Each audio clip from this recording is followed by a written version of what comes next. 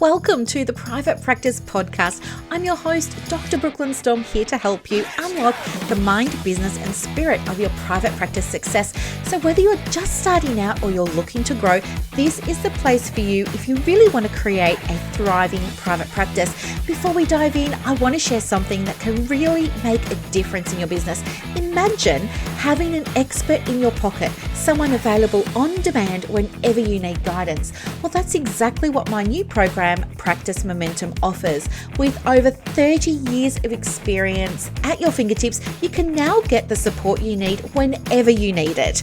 Curious? Head over to brooklynstorme.com to learn more. Hi, my name is Chloe and I'm part of the Practice Momentum program.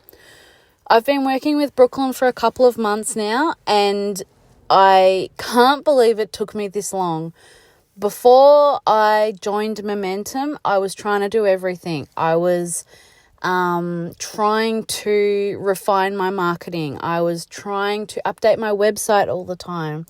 I was trying to network. I was trying to build my practice, and I had absolutely no idea what to focus on, what I needed to do first. I couldn't understand why nothing was working.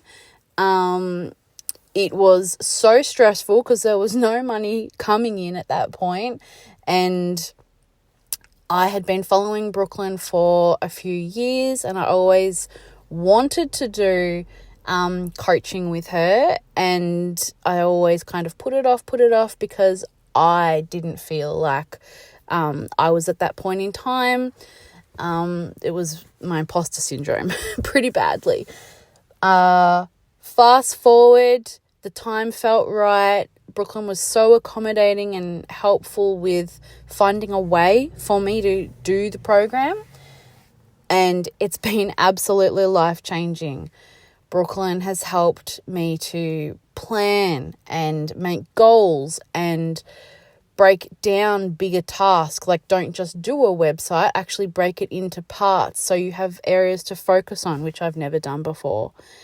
I'm so grateful. I reached all of my goals in the last quarter, and that led to a massive increase in my caseload, in my income, and my website is actually generating referrals now, which is incredible. I didn't think it would ever happen. So I'm so grateful. If you're thinking about it, don't wait as long as I did. Absolutely do it. I couldn't speak highly enough of Brooklyn, her generosity, her care and compassion. Welcome back to another episode of the Private Practice Podcast. So pleased that you're here because I have a very, very helpful episode for you today, especially if you're somebody who has been struggling with marketing for all kinds of reasons. Hopefully by the end of this, you're going to come away with some new insights and ideas, and hopefully be inspired to take some action that's going to feel aligned with your values. So this all came about because on the weekend I was sitting down, I was just flicking the channels, going through Netflix, and came across a new docuseries, I guess, reality of Simon Cowell. So if you don't know who Simon Cowell is, he is I think he's like a band manager or, music manager. And anyway, he founded and created like One Direction, the boy band, and, Westlife and all of these. But anyway, he is a judge on America's Got Talent and Britain's Got Talent and all of the things. But anyway, he decided that he's going to have another crack at making a boy band. And so this docuseries is really the journey from start to finish of that. Now, granted, I'm only a couple of episodes in, but it was very interesting because he's super duper famous. Now, when he was, sort of getting the idea together, he was saying, I'm not sure if it's going to work or not. And he was explaining to his partner, I really want to do it. I want to see if I still have what it takes. I want to know, is it still in me? Like this skill, this ability, or is it something that has maybe left me. And so, yeah, this is his kind of last hurrah, if you like. And so she was very supportive and, all of that, wonderful. And so he reconnects with people that have supported him and that he's worked with in the past. These people include singer, songwriters, musicians and artists, marketing people, admin people, publicity people, like you can imagine. And so he meets with them and they're having a conversation around the table and none of them know why they're there. And he explains to them, well, I'm going to do it again. I'm going to put another boy band together. And they all, they're very happy about it and they're kind of laughing and, good naturedly. And anyway, and he's like, so this is a big project and we need to get it right. And so he's, motivating them and giving them some clarity around what was going to be happening. He says that he needs to start doing auditions, or he intends to start doing auditions in 2 months. So that's only 8 weeks, right? And he's saying, so we need to go and start marketing ASAP. In the next little part, we start to see the marketing, and he is in the back of a taxi not taxi, like he's being driven around. He's being driven around, and it looks like they're under a bridge, under an underpass or something like that. But there is this huge billboard that's got a headshot of him, and on it, there's some writing and it says, Simon needs you. And then I think underneath that in smaller writing, something about, starting a new boy band. And anyway, so there's journalists there's press there, and, they're all taking some photos of Simon in front of his billboard and everything. It's all very exciting. And then in the next part, everybody's very excited to take Simon into, the town square. I'm imagining if you're in Melbourne, like it's like Bourke Street Mall, but if you're in New York, you probably think Times Square. I don't know where he actually was, but anyway, that's the kind of vibe. And there was this huge vertical billboard, so huge, digital, and it had another headshot of him, and again it was saying sort of Simon needs you, and it was about the boy band stuff. And they were very excited to see this digital billboard, and there was celebrations and there was champagne flowing and glasses clinking. It was all very, very happy and very, very exciting. So anyway, cut to the next scene, and what's happening is he's explaining to us, the audience, that he needs to have a lot of people sign up.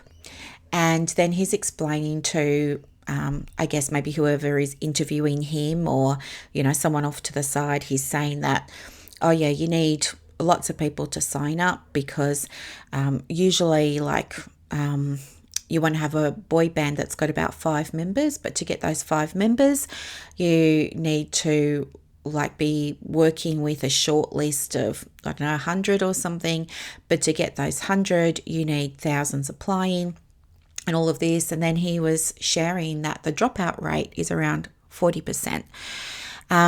So I was impressed that he knew his numbers. I'm going to say that. I was very impressed he knew his numbers.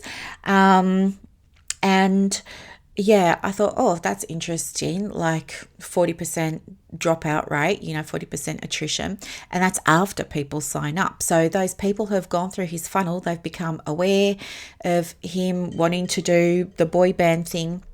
They've become aware of that. So they've gone through the top of the funnel. They're interested, right? And they've moved through that part of the funnel and they've taken some action. They've actually gone and applied. But yeah, there's a 40% dropout rate. And then of the 60% that are left, there's always people that just aren't a good I was going to say match and fit. And I said fat. They're not great, right?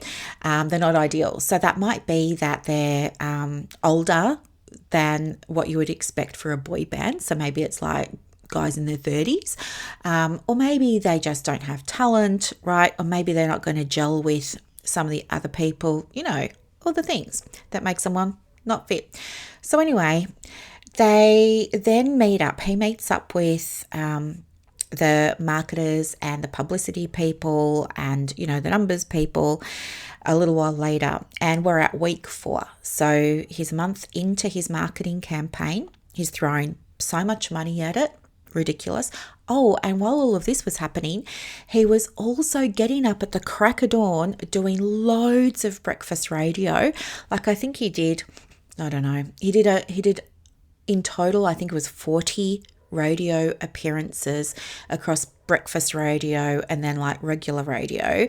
And he did, I think on top of that, like 20 television appearances on like breakfast television shows and, you know, daytime television shows and stuff like that. So he was like doing the rounds. He was working so hard. So anyway, they're all meeting up at the 4-week mark and he's excited and he's like, okay, I'm kind of nervous, but I'm kind of excited too. Where are we with the numbers? Like, how many have applied? And it is crickets. None of his team say a word. And he's like, well, guys, like, where are we at? Like, what's happening? And then one of the people says, well, yep, the good news is we've had 9,000 unique visitors to the website. That's good news. And Simon's like, yeah, and the guy says, and yeah, of those 9,000 people, 160 have applied to audition to be in the boy band. And Simon just like, the colour just drains from his face and nobody's saying anything. The women are chewing on the ends of their pens and wiggling their feet nervously, like there's tension. And then Simon's like, we can't do this. Like, this is not going to work. What on earth has happened? What's happened? What do you mean there's only 160? And then the guy says, well, it's not even 160, Simon. And Simon's like, what? And the guy says, well, of those 160, only 93 are viable to audition. The others are beyond the age range, or they don't have, you know, whatever other requirements there were. So only 93 people applied out of 9,000. Now, a good conversion rate, or an average conversion rate even, is between 2 and 3%, right? So should have been about 300 people, right? If I'm doing the maths right, which I don't know because I'm just doing this in my head at the moment. But, oops, hang on. Now I've got out the calculator.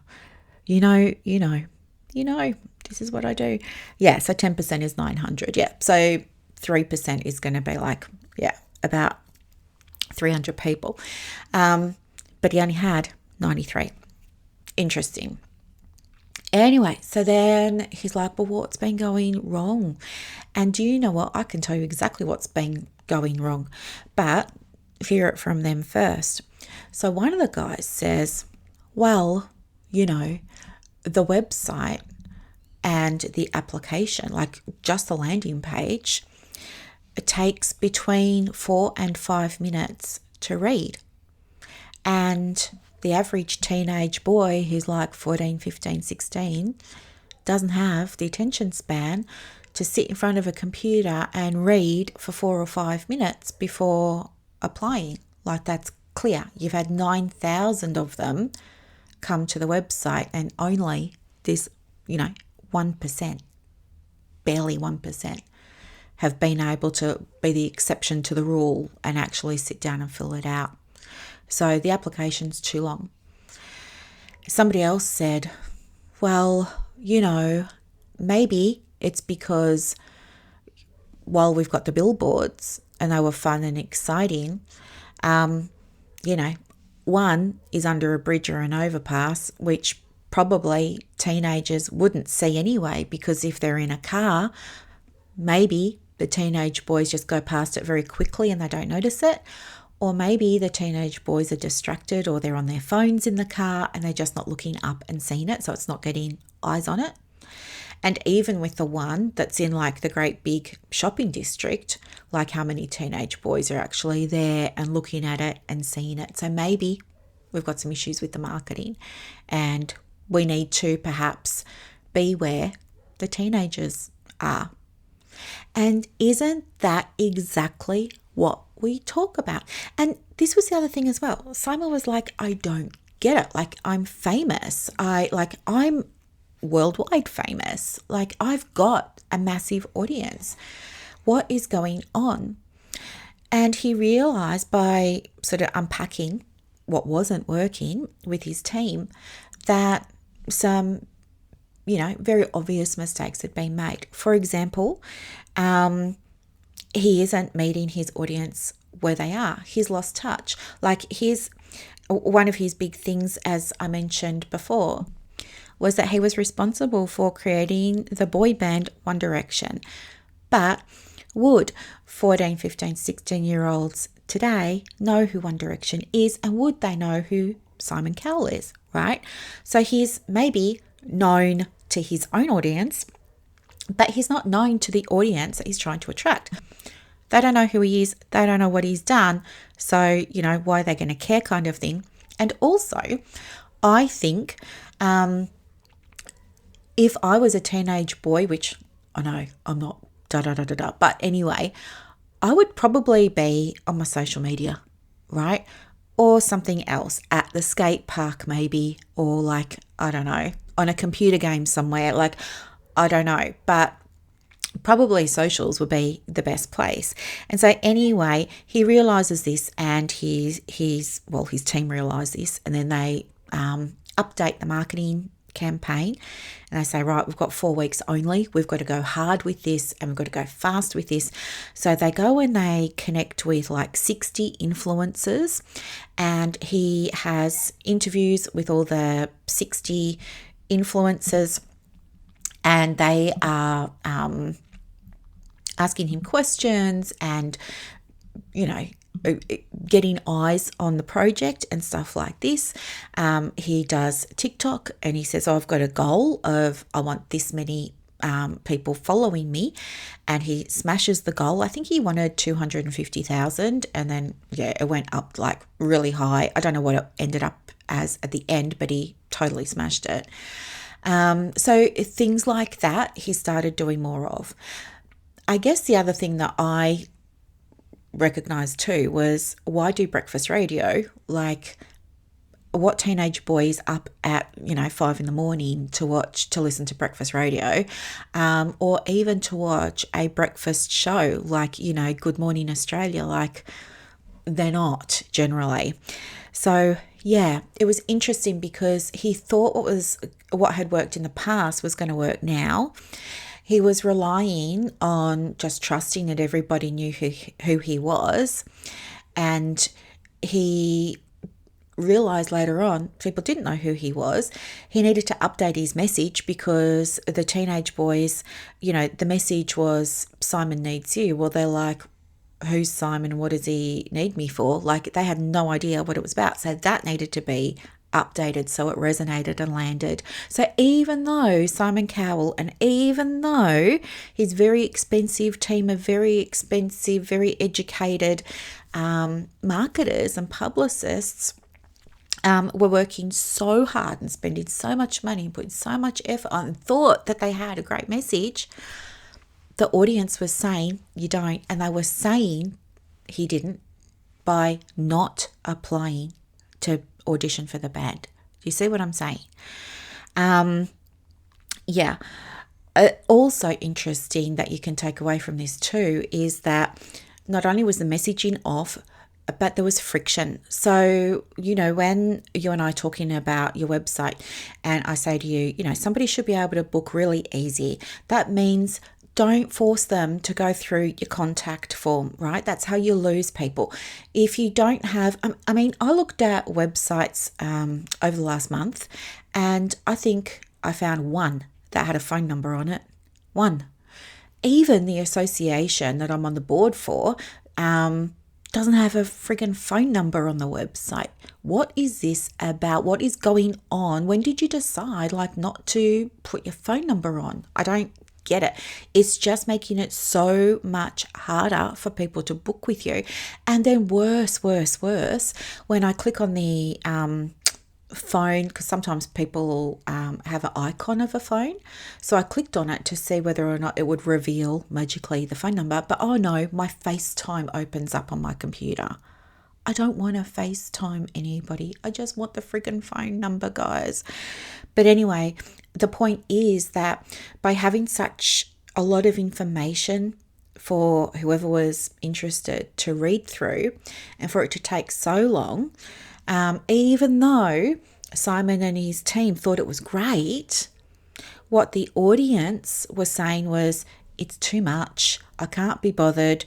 Too long. Didn't read. Now it's hard. Forget it. I'm not going to apply. And so they didn't apply. So this is very important. We always want to make the process of somebody getting started with us as simple and easy as possible. As simple and easy as possible. And for those of you who follow my Facebook business page and who are in Practice Momentum, you will know the secret to getting more signups and more downloads and things like that, because I share exactly how I do that over there inside Practice Momentum. So you already have that information. But for those who aren't inside Practice Momentum, the thing that I can share with you here is that you've got to make it really, really, really, really easy.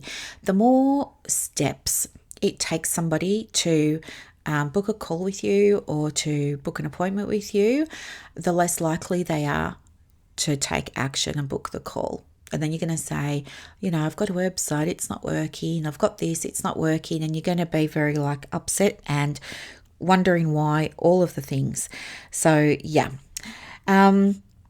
So the other thing I think to take away from this as well is that when Simon and his team were doing the marketing for this, they were in their heads. They were thinking and operating from a mindset of how they thought this needed to be presented. What was missing was the research, right?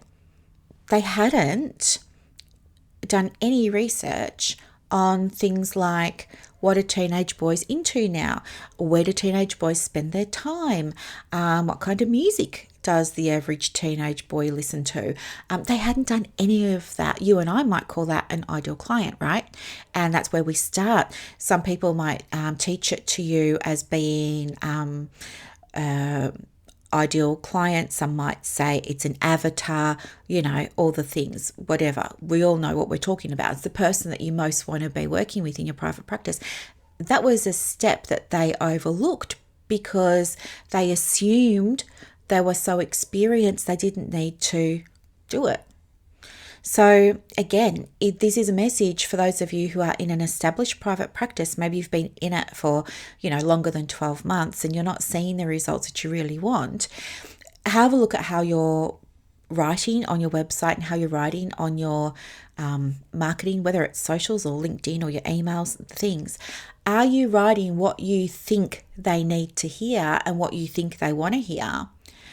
Because if that's what's happening and you're slow on inquiries or you're slow on bookings and things just aren't going as consistently as you want them to be, that's telling you something. That's telling you that there's a disconnect and what you think they want and need is not what they're wanting and needing right now. And so with that awareness, go back, connect, do your research, find out and update everything, okay? Very, very helpful to have this real life example for you here. The other thing too is having a really complicated landing page. I see this a lot. Sometimes I can go onto a website and I will see lots of tabs across the top. A lot of them are not necessary and they're just kind of taking up space, cluttering up the screen. We don't want that. We want to have simplicity. We want to have things as minimal as possible. So it's very, very easy for your person to find the information quickly that they're looking for. But sometimes I see lots and lots of tabs across the top and then I get overwhelmed myself just thinking about how many tabs there are. But then when I click on a tab, it turns into a drop-down menu that's got 5, 6, 7, 8, 9, 10 pages underneath it. And then it's like too much and I don't even want to look at it. And then click on the next tab and it's the same thing. And the next tab, like you don't need, it's way too much. It's overwhelming. People don't even want to, as soon as they see that drop down menu like I do, they click off. And you're losing people. So you're doing it though because you're thinking it's required in order to provide all the information and, you know, to get the client and everything. But actually, no, your clients are, if you look at your Google Analytics, they're probably coming over to your website, maybe clicking around on one or two things and then getting out because it is too much. Keep it very, very simple. So anything that you want them to take action on needs to be what we call frictionless. And the website needs to be a very easy, pleasing user experience, right? This means all links working. This means no videos, no scrolling banners, no stock images. Like, make it clean, simple, minimal. Yes, it can still be feminine if that's what you're going for. Or yes, it can still be nature-based. Or yes, it can still be, you know, warm and spiritual, or, you know, what corporate or more professional if you're doing training or supervision and things like that. Absolutely, it can still have all of those things. Not a problem. But yeah, this is what you need to be aware of. And the reason that that's so important is because, yeah, the easier it is, the more bookings you get, basically. And not knowing the audience, very important. I've already touched on that. User experience, done that. I'm just reading over a couple of quick notes that I jotted down while I was watching the documentary to share with you. Too many steps, mentioned that. Go where your audience is. Yes. Now, this is one of the other things that comes up a lot. People will say to me, you know, I need help with my marketing. I say, sure. What are you doing for your marketing at the moment?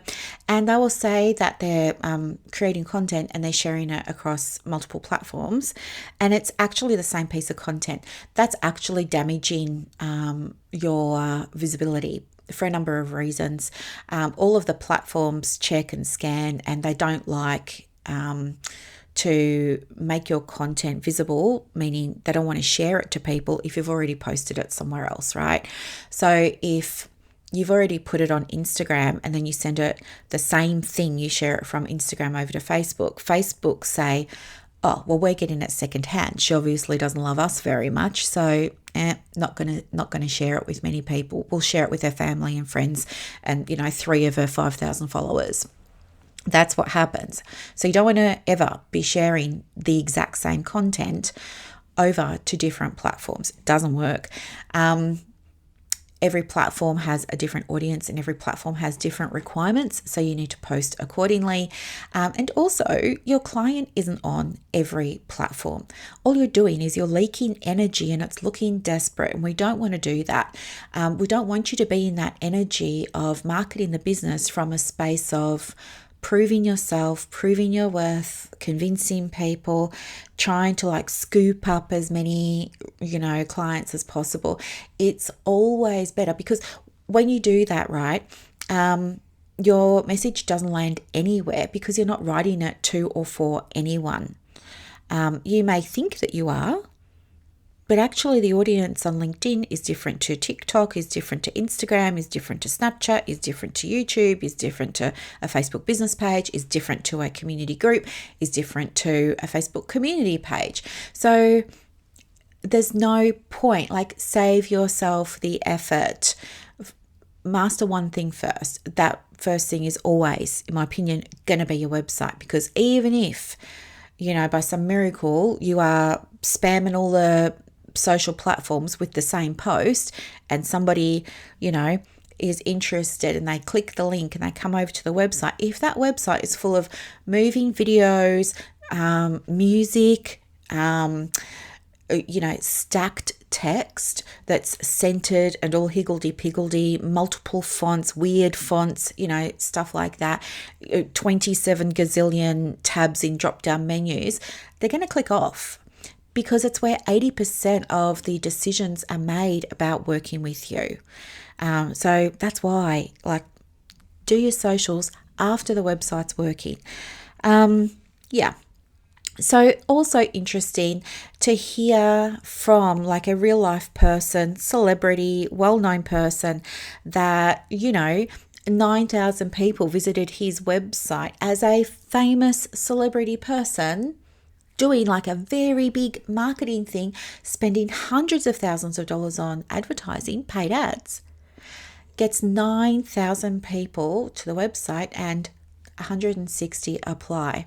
So when you make your website and, you say, oh, I've got a website and nobody's booked, well, how many people have seen the website, right?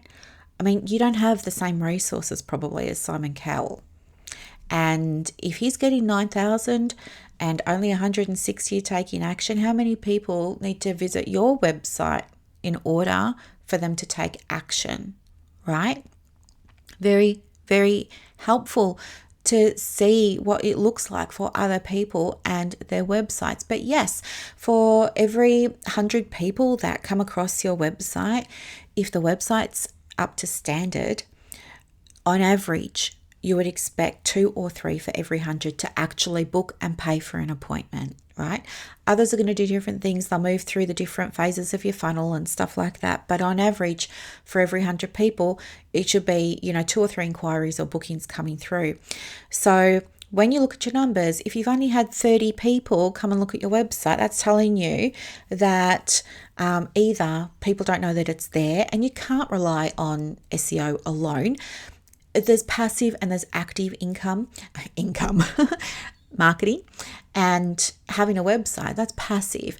But you've got to get that website in front of people, which means apart from, the standard things like SEO, you've got to let people know, hey, here's my website. Hey, look over here, right? You've got to be sharing, just like you have to with your freebies, right? Otherwise, you can't just leave them on your website and, say, oh, nobody's downloading it. Well, no one's going to download it if they don't know it's there. You've got to let people know it's there and send them to the website to get it. Anyway, so yeah, the thing too that we learn here is that Simon really does want 1,000 people auditioning.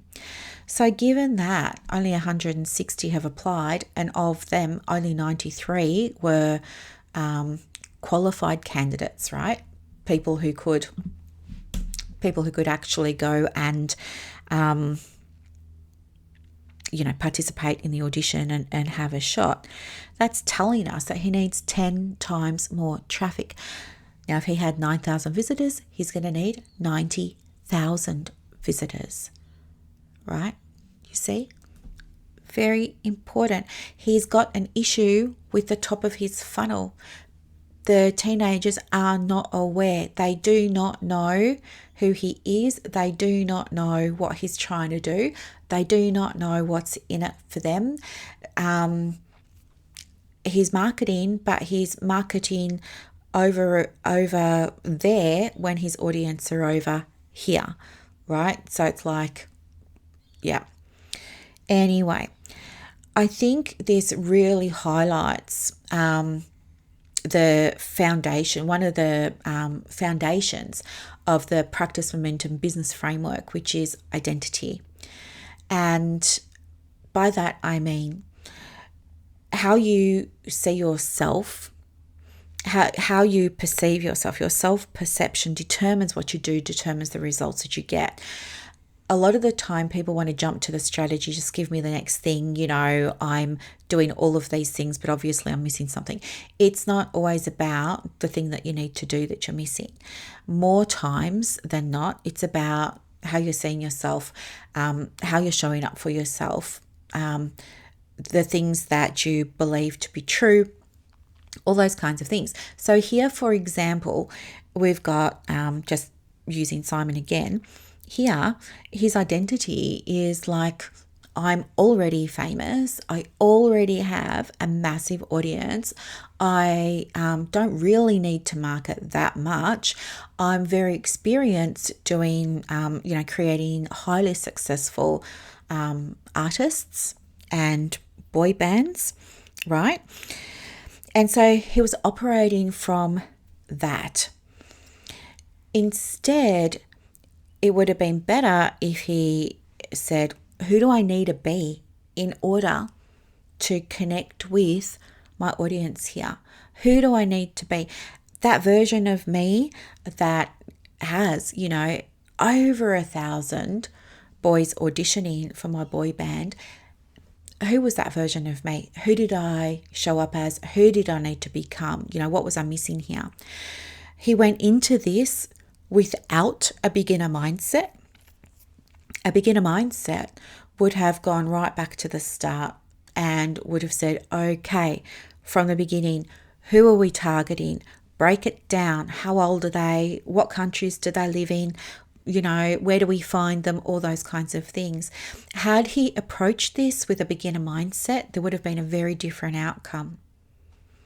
Identity is incredibly important, not only for your private practice, but in other areas of your life as well, because identity always determines your actions, and your actions determine the results that you get. So if you're working really, really, really, really hard, but you're not seeing the results that you want, have a look at the actions that you're doing, actions that you're taking, and then have a look at who you were being, what you were saying to yourself, what you believed to be true, the stories you were telling yourself, all those kinds of things, because that's what caused you to take those actions.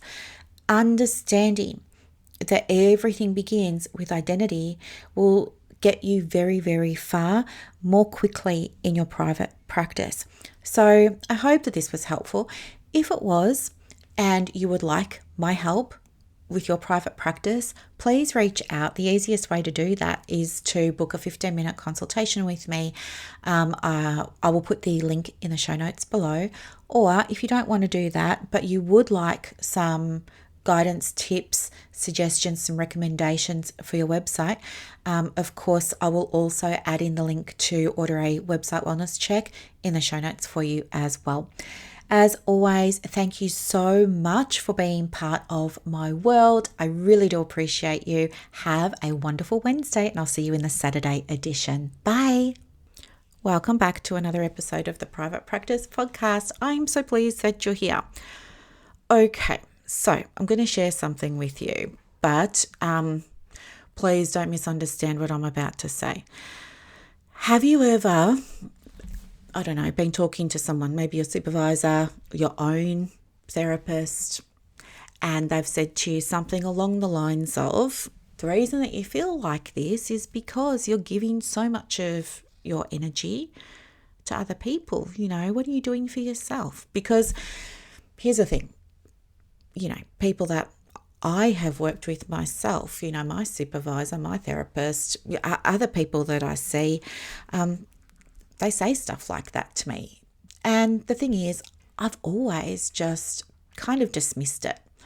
And I just said, oh, yes, I know I should, And I always thought maybe I did have some very good practices. I use my cards, I journal. Journaling is really, really helpful for me. It's how I process things, all of that. But it wasn't until, I'm just thinking about like recent examples, okay? But of course, there have been many examples in my career, but this is the most recent one. Recently, I started, as you know, like pivoting the business, updating my own internal systems and processes for that, or as part of that, I should say. And guess what's happened? Or guess what I'm starting to see is different as a result of, fixing, updating, revamping some of the ways that I was working. I've actually been able to create more space, which might sound impossible because I know, like, if you looked at my Google Calendar, there's not a whole lot in it. Like, my goal would be to get pretty much nothing in it. I like ways of working that don't require sessions. But anyway, it's really been very, very noticeable. So I've started doing some very, very, very, very different things behind the scenes that support me in how I work. So introducing new structures into the business, introducing new ways of doing things into the business that work really well with my energy, right? Like you, my energy is up, it's down. It's predictable in its unpredictability. You know what I mean? But anyway, like it's just also kind of been weird. So this has been happening for the last couple of weeks as a, I guess, unexpected byproduct of the current experiment that I'm doing. Because you know me, I'm always doing an experiment, right? So it's happened as a result of that, really. And it's been so strange to find myself, I guess, I don't know. I always used to feel like there was so much more to do, that I was behind, that I was chasing, that my work was never done, all of those kinds of things, just like so many people in private practice feel, right? And it can be incredibly frustrating when you're just kind of expecting to be able to do whatever it is and then it's done, right? But it feels like, and sometimes often there is, the next thing.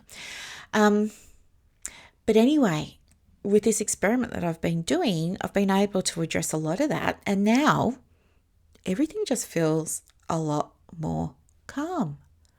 And it wasn't about like, I don't know, making a to-do list. And it wasn't really about more strategies or anything like that. But as I said, like one of the unexpected side effects of this experiment has been I have just felt more, I don't know, like I'm getting stuff done, and then that's creating space because there isn't as much stuff to do.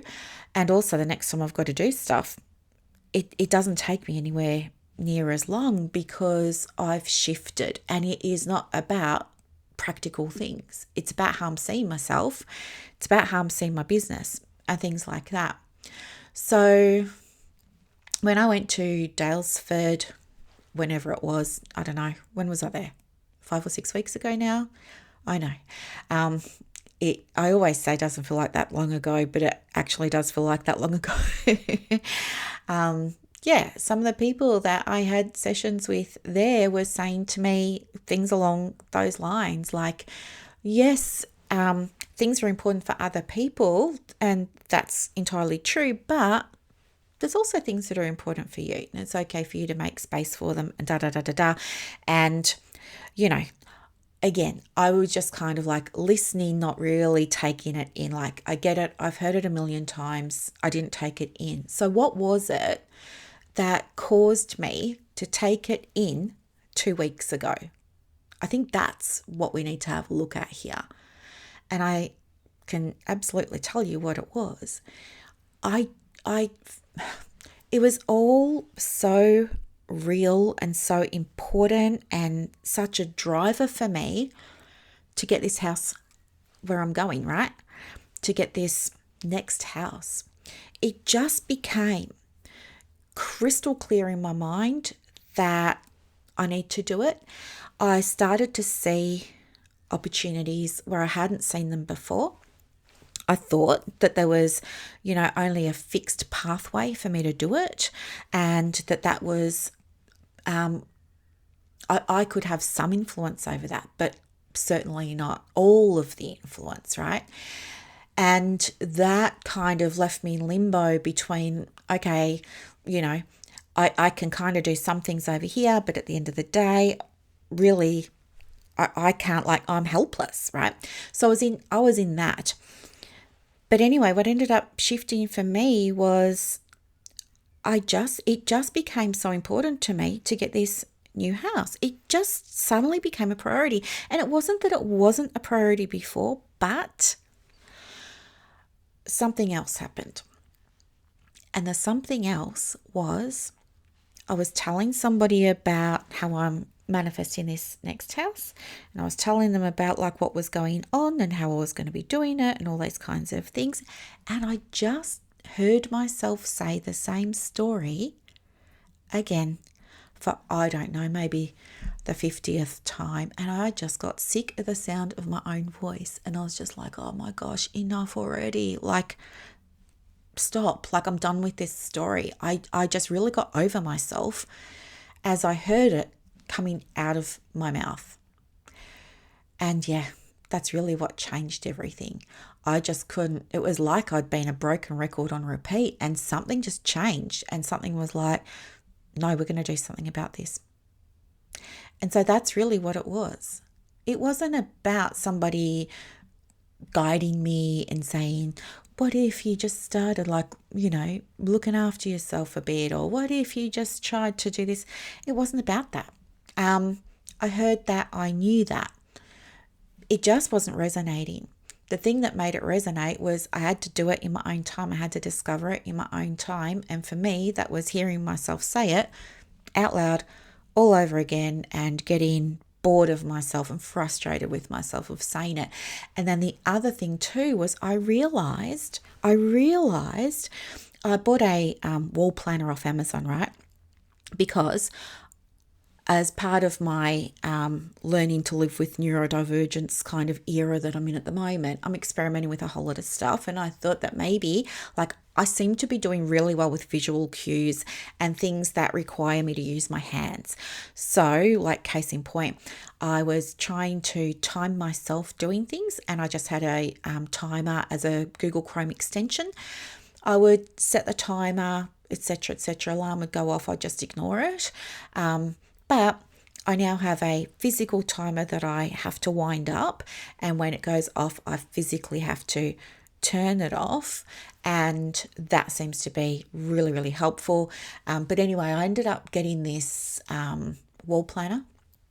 Very simple, very clean, very open, very spacious, very minimal, but it's also quite colourful. They're not quite pastel colours, but they're not vibrant colours either. They're just nice, calm shades, right?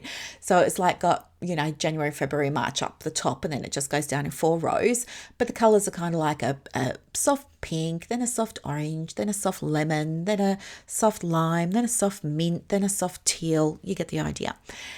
And my intention with this planner is to give myself more visual cues, but for the business, right?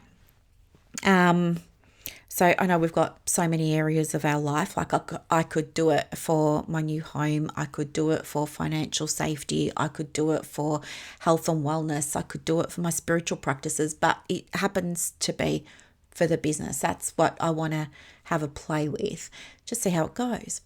Now, very interesting, because I have found myself doing one of two things. First off, when I caught myself saying this story for the billionth time about how one day it's going to happen, this house, and how I've done all the things that I can do, and now I'm just waiting on all these other people to do their things, and I don't know how long that's going to take, and all of this, right? I was looking at this wall planner that only arrived the other day, by the way. Stuck it up on the wall with my blue tack.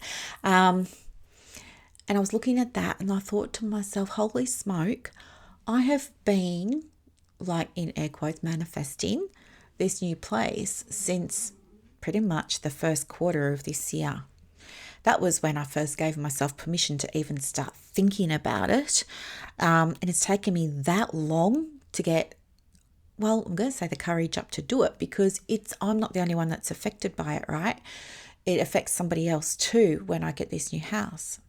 And that has been weighing on me a lot, and it's been not slowing me down, or that's not what I want to say, but it's certainly been a massive factor in my traction, right? If it was just me, I would have been in that house 6 months ago, but it's not.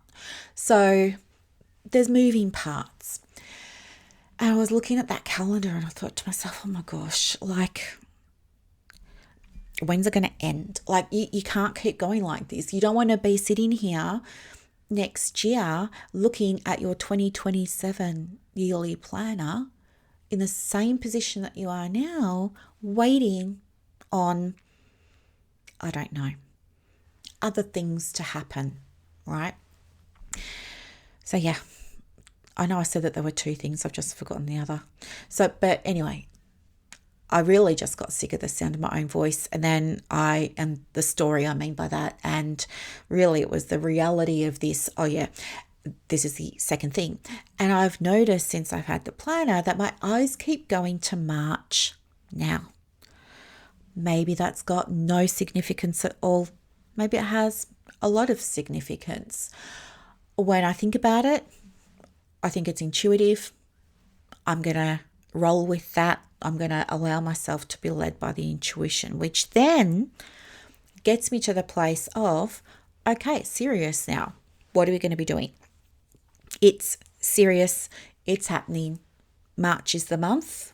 Intuitively speaking, March is the month that it's all happening. I guess we'll have to wait and see, won't we? We'll be listening to future episodes of the podcast and it'll be very interesting to see what's happening.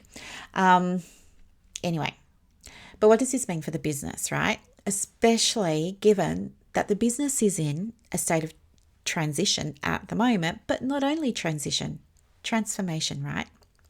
The business is, for me, it's expanding in a really exciting new direction.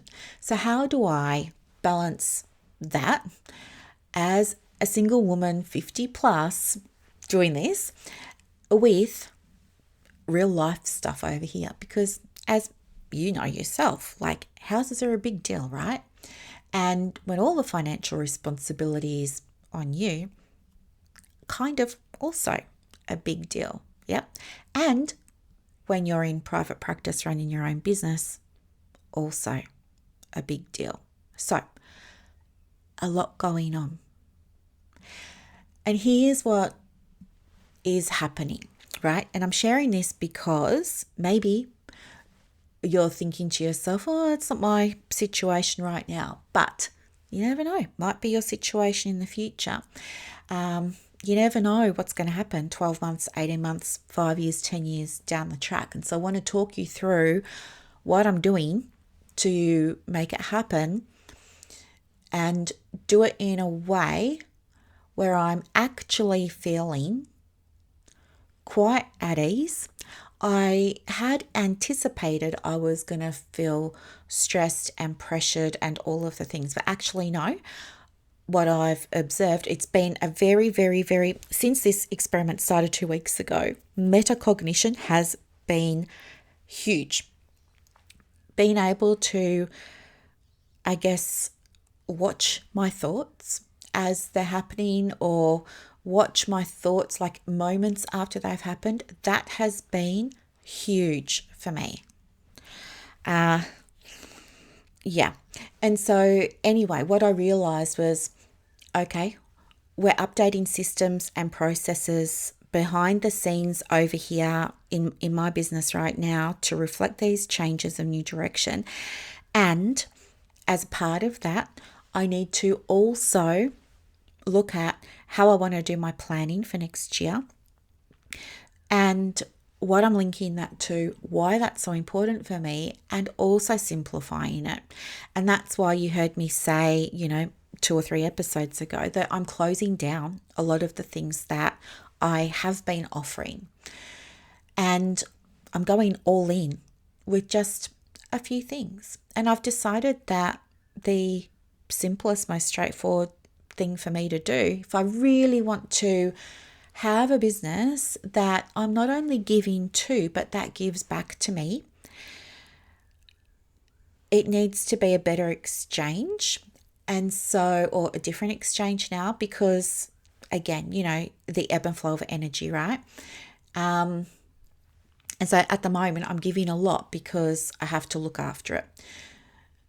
But anyway, what I'm hearing from my business is, simple is going to be the way forward for me now, which in the past may have been very difficult because of how I was operating and how I was seeing myself as a practitioner with a business, right?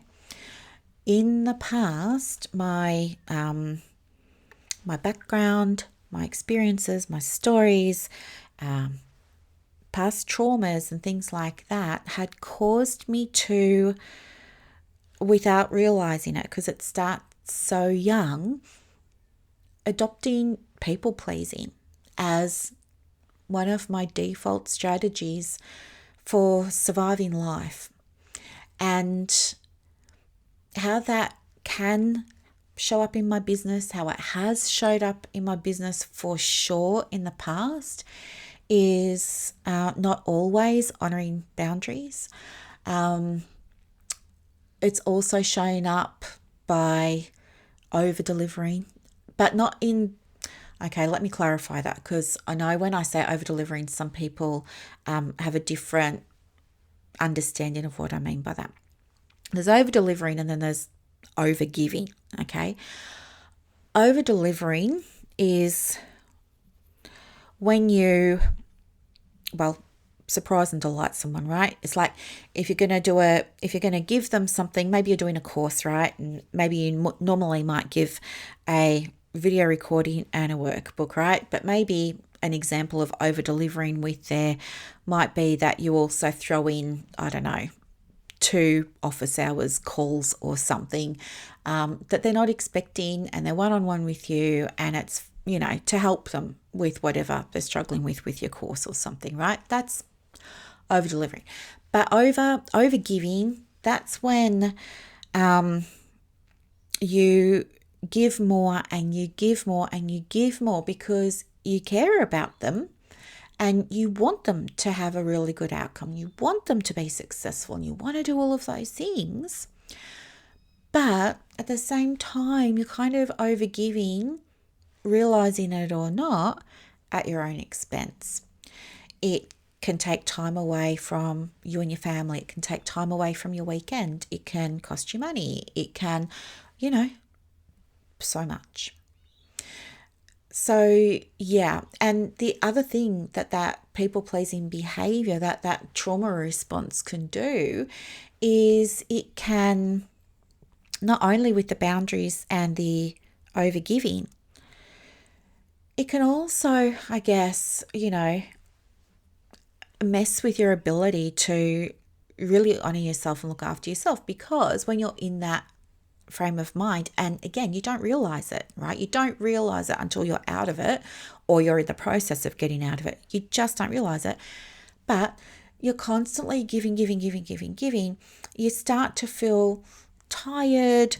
You lose time, all those kinds of things. And you can end up doing things like more content creation, more, I'll just make another checklist. I'll just make another workbook. I'll just make this. I'll just make that more. That's what I mean, right?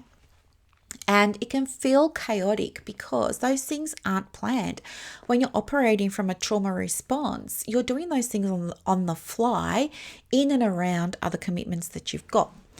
And it can keep you up at night. It can get you up early in the morning, but it can also take your focus away from the things that you need to be doing to give yourself safety and security in your business, because you're now prioritizing pleasing someone else and regulating their emotions, which you have no business doing, by the way. Like, speaking from experience here, this was one of my lessons, right? When I was growing up, I just learned. And again, it was just never questioned it because it becomes your identity, right? Especially when it's from such a young age. But learning how to, I'm not saying I did or could regulate everybody else's emotions around me, but it was certainly something that I was very aware of and very focused on how other people were feeling, because for me, how other people felt used to determine how I would feel, right? So even if, like, I can remember being so excited that I got engaged. This was my first husband. I was so excited that I got engaged. And I came home and I was like, I was just giddy in love, giddy with excitement. It was going to be the first wedding in the family. I was over the moon. And I came home and, my mum was in a really bad mood. And I waited until, things had kind of settled down. Then she asked me how my day was. And I felt really guilty telling her that I got engaged. So I didn't tell her that I got engaged because I didn't feel like it was fair on her if I was feeling happy. See what I mean? This is how it plays out, and you don't even realize it because you're not even aware, right? It's that 4 levels of consciousness again. You can't,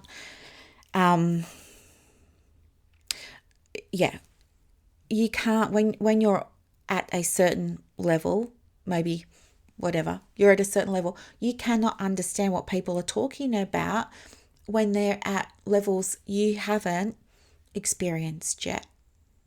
It just makes no sense to you. You don't get it. It seems irrelevant. You dismiss it, right?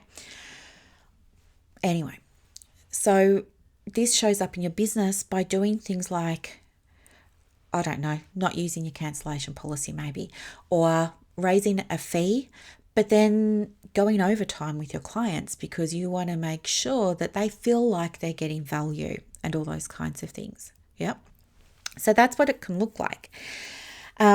Anyway, I no longer do that. This is something I'm acutely aware of now. And this awareness for me, the experience of the awareness for me, I should say, has enabled me to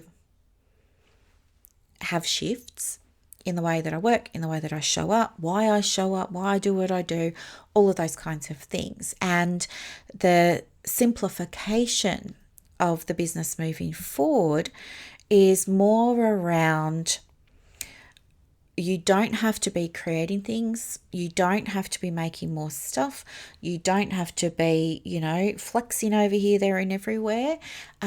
This is about peeling things back and focusing on refining the things that work, and really leaning more into that now. And so, that's what has been going on. And as a result of that, the things that I have been refining are working better than ever. I'm experiencing results I once used to dream of.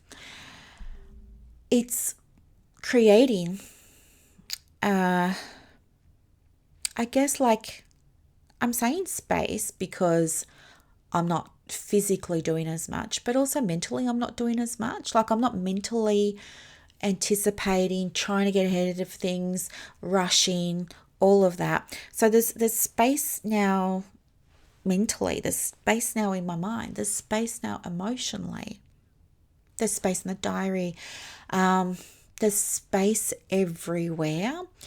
And I noticed that my responses to things that would normally trigger me have changed. I'm noticing in the moment that my mind wants to flick into autopilot, and I hear the stories that I used to tell myself, but I'm noticing I'm not feeling the anxiety in my body, which then makes me notice more the incongruence between, here's the thought that's on repeat, that's been on repeat for decades, but I'm no longer feeling it in my body.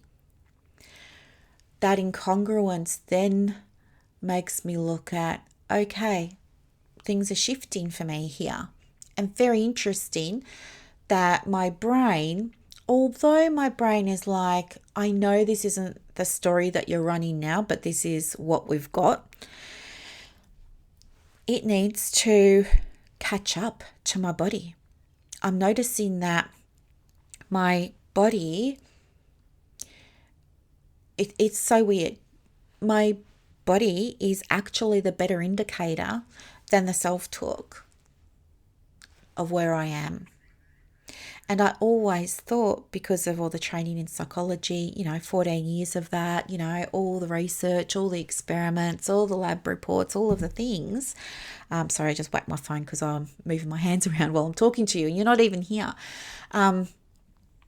it was like really drummed into us that, everything happens in the mind and everything happens in the brain and everything's cognition and all of this. But I have to be honest with you and say, like, no. For me, it hasn't been fix your thoughts and the body will follow. For me, it's been about shift who you are, shift how you see yourself, shift your identity, and your body will follow, and then your thoughts will follow. And I just think that that is so interesting. So yeah, it's all kind of happening in reverse order. But as the identity shifts and the body responses shift, so too does what I'm focusing on.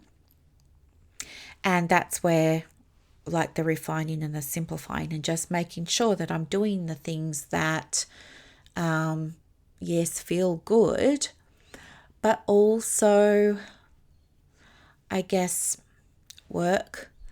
I've got the evidence that they work without starting new things all of the time. So I'm off that hamster wheel. And as I said, this is creating the space, but it all came from this experiment, as I said, that I started 2 weeks ago. Well, today's day 15. And I'm almost at the point now. I mean, I did do it this morning. However, I noticed that it's getting sort of shorter and shorter and shorter, my process. So I'm wondering if maybe I want to visit that because, yeah, in the beginning it was longer, but maybe it's just happening because I'm becoming more proficient and I'm getting more aligned with who I'm becoming, right? It's very, very much an interesting space to be in because it allows you to kind of, it's like you're still you and you're still who you are, but at the same time, there's the metacognition that allows you to almost see yourself in real time from a different perspective where you're not emotionally enmeshed in what's happening. So, yeah, it's very interesting.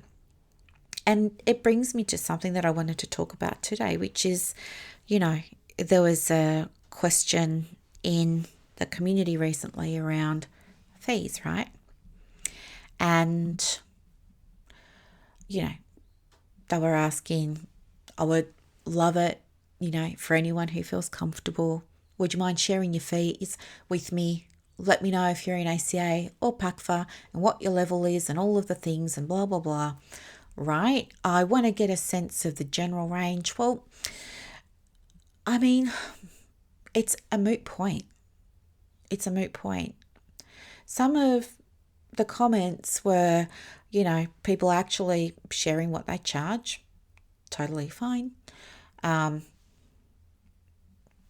People are sharing their rates, but I guess like the thing that I still see happening is when we're talking about money, I believe what we're really talking about is safety. I think what we're really talking about is security, but nobody will say it. I think when we're talking about fees, we're talking about how we see ourselves. We're talking about our identity. We're talking about our stories. We're just not saying it. We're saying, what do you charge? Or we set our fees from all of those kinds of places. And maybe you know that it's happening, maybe you don't, right? Or when we ask people like, what are you charging and what's your qualification and how many years and what's your experience and things like that, I think what we're really doing is perhaps looking for permission. We're looking for it to be okay for us to be charging something. Your fees are personal to you. They have nothing to do with anybody else. It's irrelevant to your safety what someone else is charging. It's irrelevant to your financial safety whether she's got a practice down the road from you in the same niche. It's irrelevant whether she's got a PhD or a diploma. It's relevant whether she's with Pac4ACA or the VMHPAA or whoever you're with. None of that has anything to do with you. The right fee for you is going to be the fee that brings you, I say financial safety, right? Because that's how I feel it. That's how I experience it, right? Because when the money's not there, then I don't feel safe, right? So I'm just assuming, imagining perhaps that might be what's going on for many of you too. I'm not sure. Don't want to put words in your mouth or make grand generalizations over here, but I think it really is about making sure that you've got that financial security or financial stability. Those things give you financial safety. That's what's at the bottom of this. And what gives you a physical, bodily, somatic, energetic, cognitive sense of safety is going to be different to what gives me that same feeling. Okay? Everybody is very, very different. And our perceptions of safety are determined and driven by us, our stories, our experiences, our personalities, all of the things. Are there going to be, general guidelines here, there, and everywhere about fees? Yeah, there have to be, because, not everybody's like us. Not everybody is interested in doing the bigger work, right? They're not. They're just like, give me the strategy.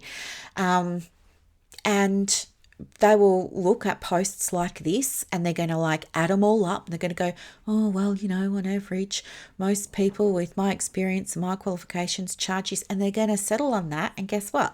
It's going to feel SH1T, because maybe they know they're meant for more. Maybe it feels like they're undercharging. Maybe it feels like, I don't know, they're not going to get any clients if they charge it. Maybe it feels like, I don't know, maybe it's making them feel not confident because they actually don't know what somebody else's thinking was that went into the fee in the first place. Now they're just taking it and putting it into their own business. So how can you have confidence? That's like when people copy my stuff, right? Now this happens a lot. People copy my stuff. They'll grab one of my free things, or maybe they've worked with me before. Sure as eggs, it turns up somewhere else and someone's friggin' selling it, or giving it to their clients. And I know this because it's crossed my path. Like a boomerang, it comes back to me. And do you know, there have even been times when clients have said, yes, I've worked with this person before to get help with my business. And yeah, I've done that. I've got that plan over there. I've got that marketing strategy over there. And I say, great, send it over so I can have a look. My own stuff's come back to me still in my brand colors and my fonts. Right? I mean, not only copying, it's like theft, right? Taking somebody else's stuff, passing it off as your own. But the thing is that even though they might have that strategy, they don't understand how I arrived at it. They don't understand the thought process. They don't understand the intention behind it. They don't understand the strategy behind it. But they've taken it and, they made a copy and they put their own logo on it. Now they're selling it on their Etsy store. So annoying. But anyway, as their own. And they're using it with their clients. But because they don't have that understanding of everything that went into it, it doesn't work because they can't teach it. Do you see what I'm saying? And so it doesn't work for their client who ends up coming to me. And then I'm like, oh, okay, this is actually my thing over here. And then when I get to explain it to them, all of a sudden, boom, it makes sense, and off they trot and they're good to go, right? It's the same with when you like just not take a fee, but when you look at what somebody else is charging financially for their service, and you just say, okay, then, well, if that's what everyone in my area is charging for online telehealth, whatever it is, then I'll just charge that too. That has a very different level of effectiveness. It has a very different impact on your sense of safety because it didn't come from you. Okay? You don't have to look for permission externally. I think you already know what fee would give you that peace of mind. You just have to get okay with actually doing it. It's hard to do if you've got stuff going on with how you see yourself, how you see your value, stories that you listen to, whatever you focus on, you're going to see more of. If it's not helpful for you to be listening to all those other stories because you're finding that they're causing you to doubt yourself, stop listening to them. Remove yourself from that community or online space, right? If you have a supervisor that maybe has her own issues around fees, right? Which so many supervisors do, okay? I'm a supervisor too. I certainly had my own issues around fees, but some supervisors have told their clients that it's not okay to charge more than they do.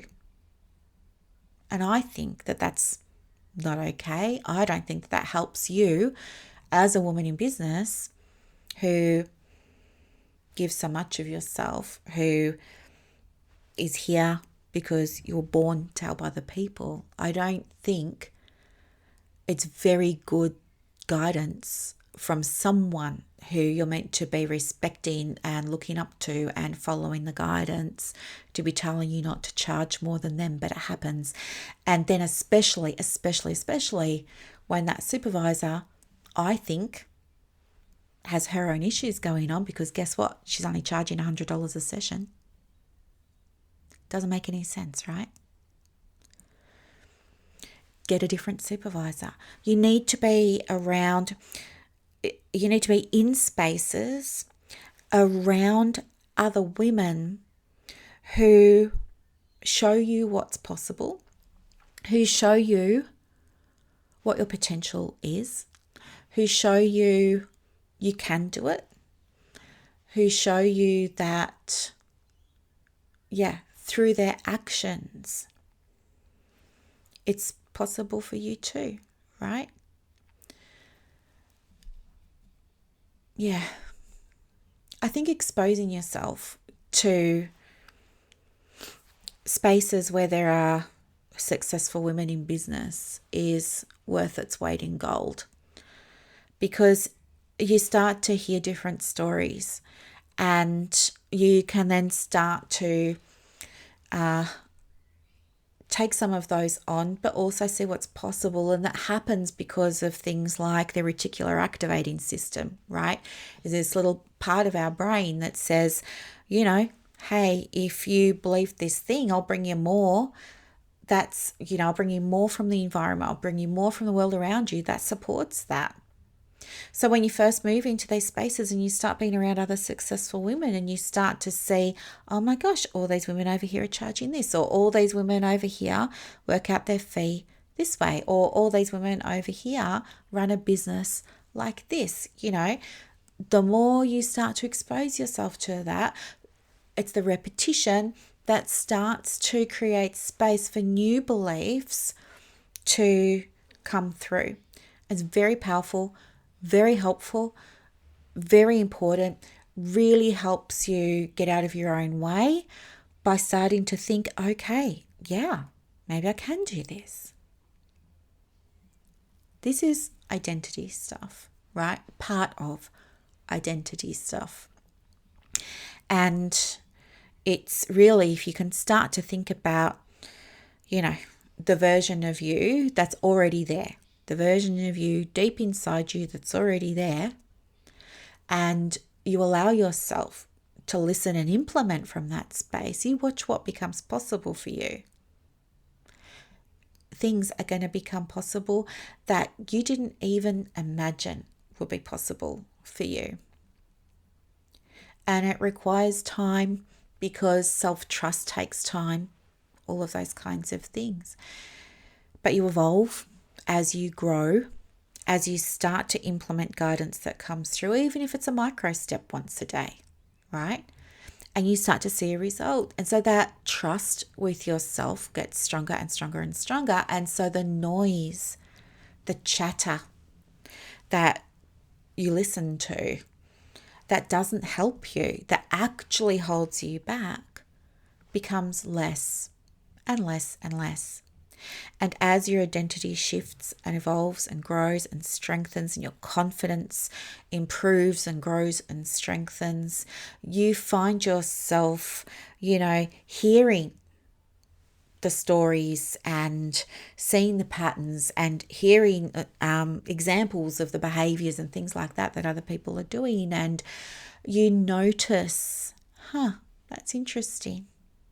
You notice that you aren't, as I was saying before, like you're just not emotionally meshed in it anymore. You start to notice for yourself a sense of, we talk about feeling calm, right? One of ChatGPT's favorite, like I can always tell if somebody's used ChatGPT to make their freebie or to write their website copy, because one of his favorite phrases is, calm and clarity, or calm, clarity and confidence, but it really is experiencing it and not saying, okay, I set the intention today to feel calm and grounded and have the clarity and feel like, no, you experience it because something's shifted for you at that identity level.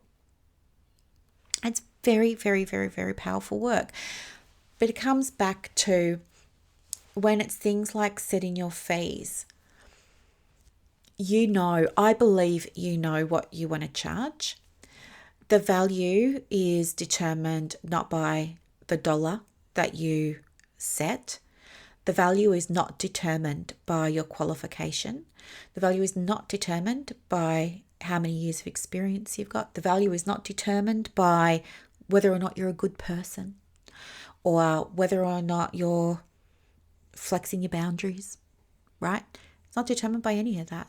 The value is determined by the client. It's not even in your hands. The value is determined by the client. They are the ones that will let you know what the value is for them. But here's the thing. When you know your own value, which you already do, but when you start to better embody that, everything changes. The way you talk about what you offer changes. The way you talk to potential clients changes. The copy on your website changes. The way you show up changes because your energy changes, right? All of that changes. And so it's not possible for your business not to change, right? Your bookings will change. The number of bookings will change. The diary will shape shift, right? I know from experience. When I went through a big identity shift, 10 years ago, I think it was now, it was the last kind of big one, the last kind of like blip on the radar. That's not the right thing. In my mind, I'm seeing like a EEG, where it like spikes up. That's what the last noticeable time I had a big identity shift, that's what it was like for me. Prior to that, I'd been, operating from anxiety, I guess, and insecurity financially. But when that identity shift happened, everything started to change. My messaging changed, how I showed up changed, the things I was doing changed, the feed changed, among other things. My processes changed. I started using my strategies more and fully, right? Not half winging it anymore, but actually using the whole entire thing from beginning to end. And with that identity shift, my income shifted. the clients that I started to attract shifted in terms of what they were presenting with, what they were asking for help with, the level of motivation, the level of commitment, the results they were getting started to shift. Like everything started to shift. The diary, as I said a moment ago, shifted. And I freaked out in the beginning because my story was high volume because I was getting $80 an hour with a PhD, and that stage 10 years of experience. So I had to have bookings. And you've heard about this before. My diary at those medical clinics was booked, fully booked, sometimes 5.5 or 6 days a week from 8 a.m. to 8 p.m. on 50-minute back-to-back appointments. No lunch break. Because you figure out pretty quick that you're going to have a lot of no-shows and cancellations, and you can't afford to say, oh, well, I'm just going to take 12 till 1 for my lunch. Because if you've got a day of high no-shows and cancellations and you're not getting paid for them, which you don't at a bulk billing medical clinic, right? You might have just cost yourself the one person who was going to show up that day. So you learn to have your lunch break when people don't turn up for their appointments, right? So it sounds like, oh gosh, how can you see so many clients in a day? But you never see all those clients because, so many of them just don't turn up. But anyway, so I was used to having, and my brain was used to seeing, a diary that was chock full of bookings. So when I had this big identity shift 10 years ago, and that changed, I noticed like a freak out. I was starting to panic because my brain was saying, well, hang on, you don't have even half now. But then the other part of me was saying, well, hang on, making twice as much in revenue and you're working half the hours. Do you see? So there's a transition that happens. It's like when you're manifesting, right? You set an intention and you co-create.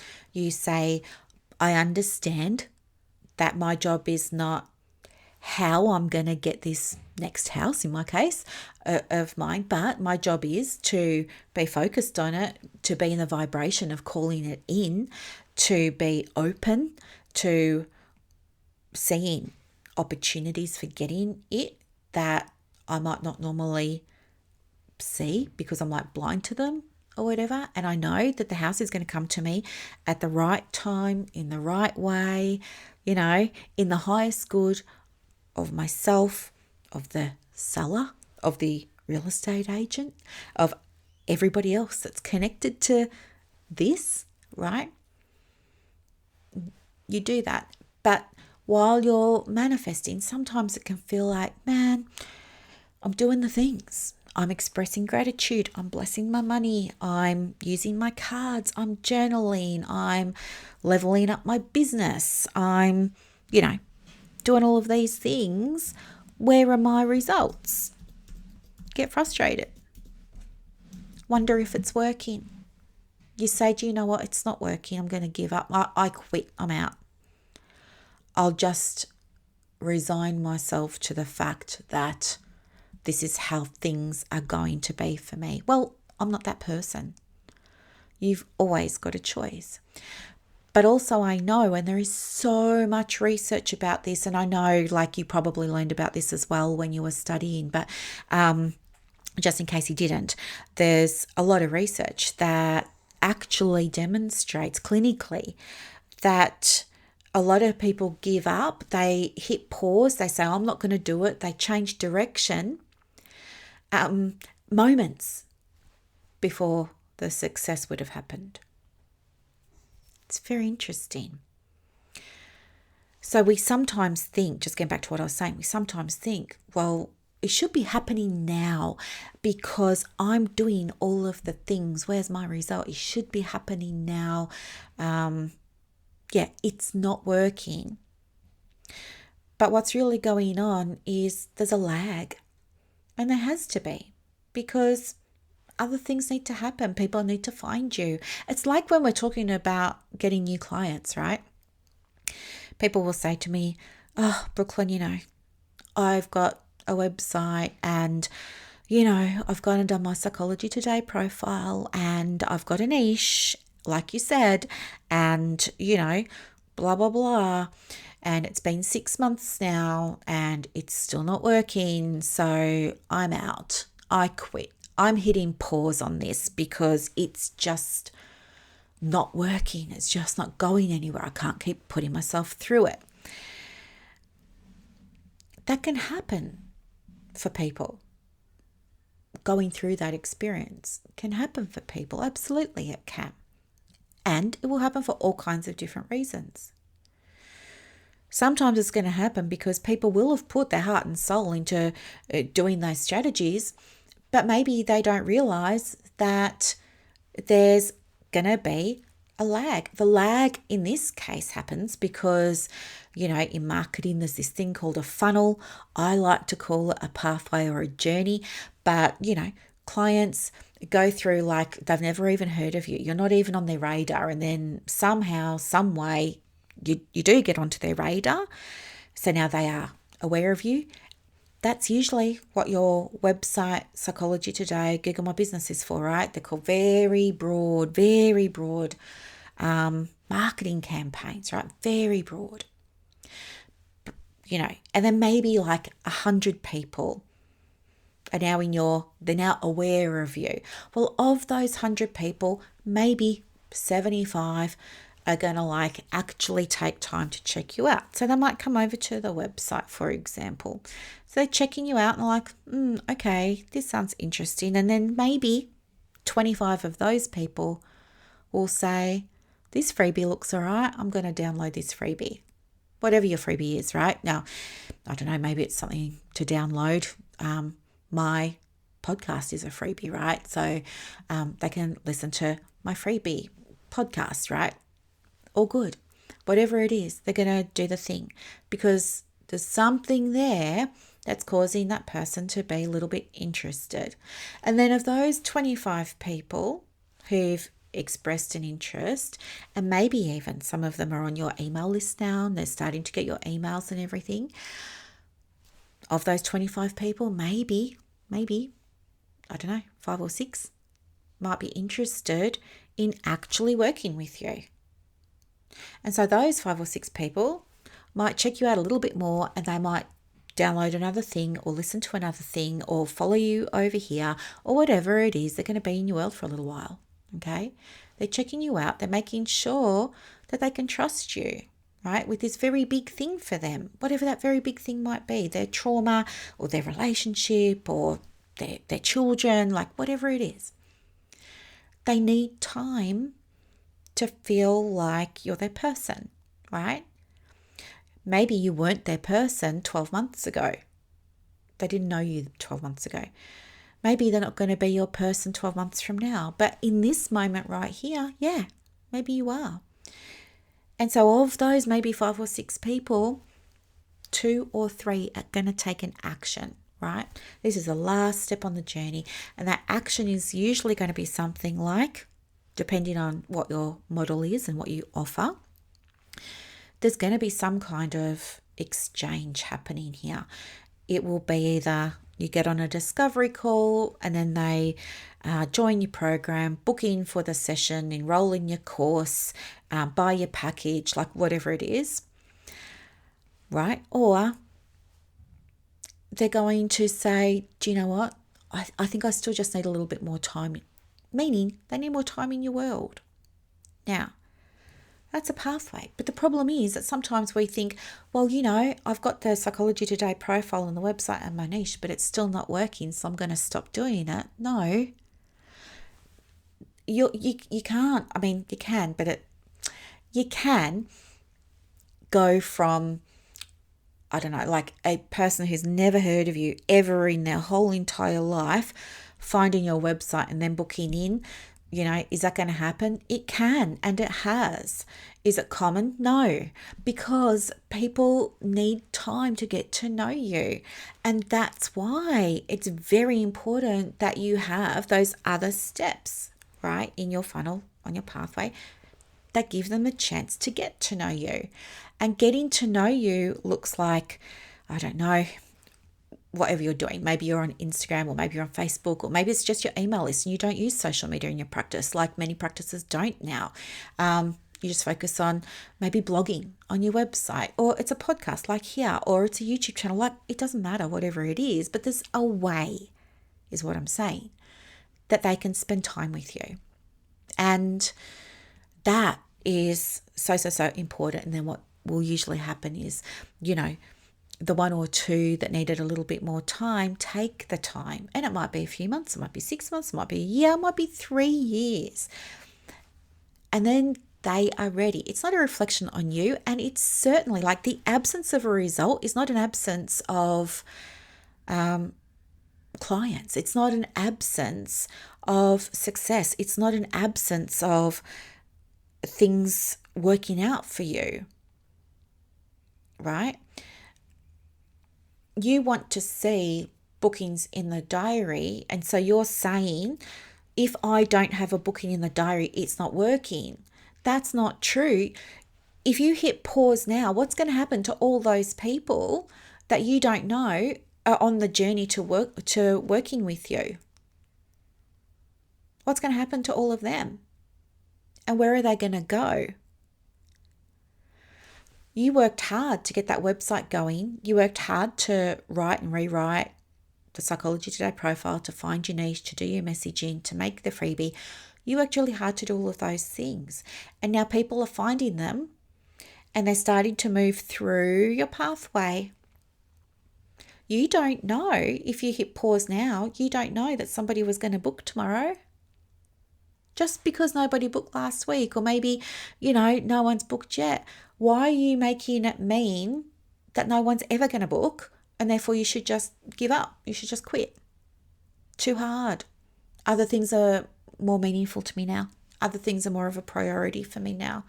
I'm just going to take a break. What's going to happen is those people, you don't know how many there are. If you've had a website, for example, I'm just saying 6 months, right? But if you've had a website for 6 months and your Psychology Today profile, hopefully there's things going on there and you're refining and doing all of that, right? Because, we should be seeing inquiries coming through, I would say, if everything's set up quickly, within the first 2 months, In my experience, that's very reasonable.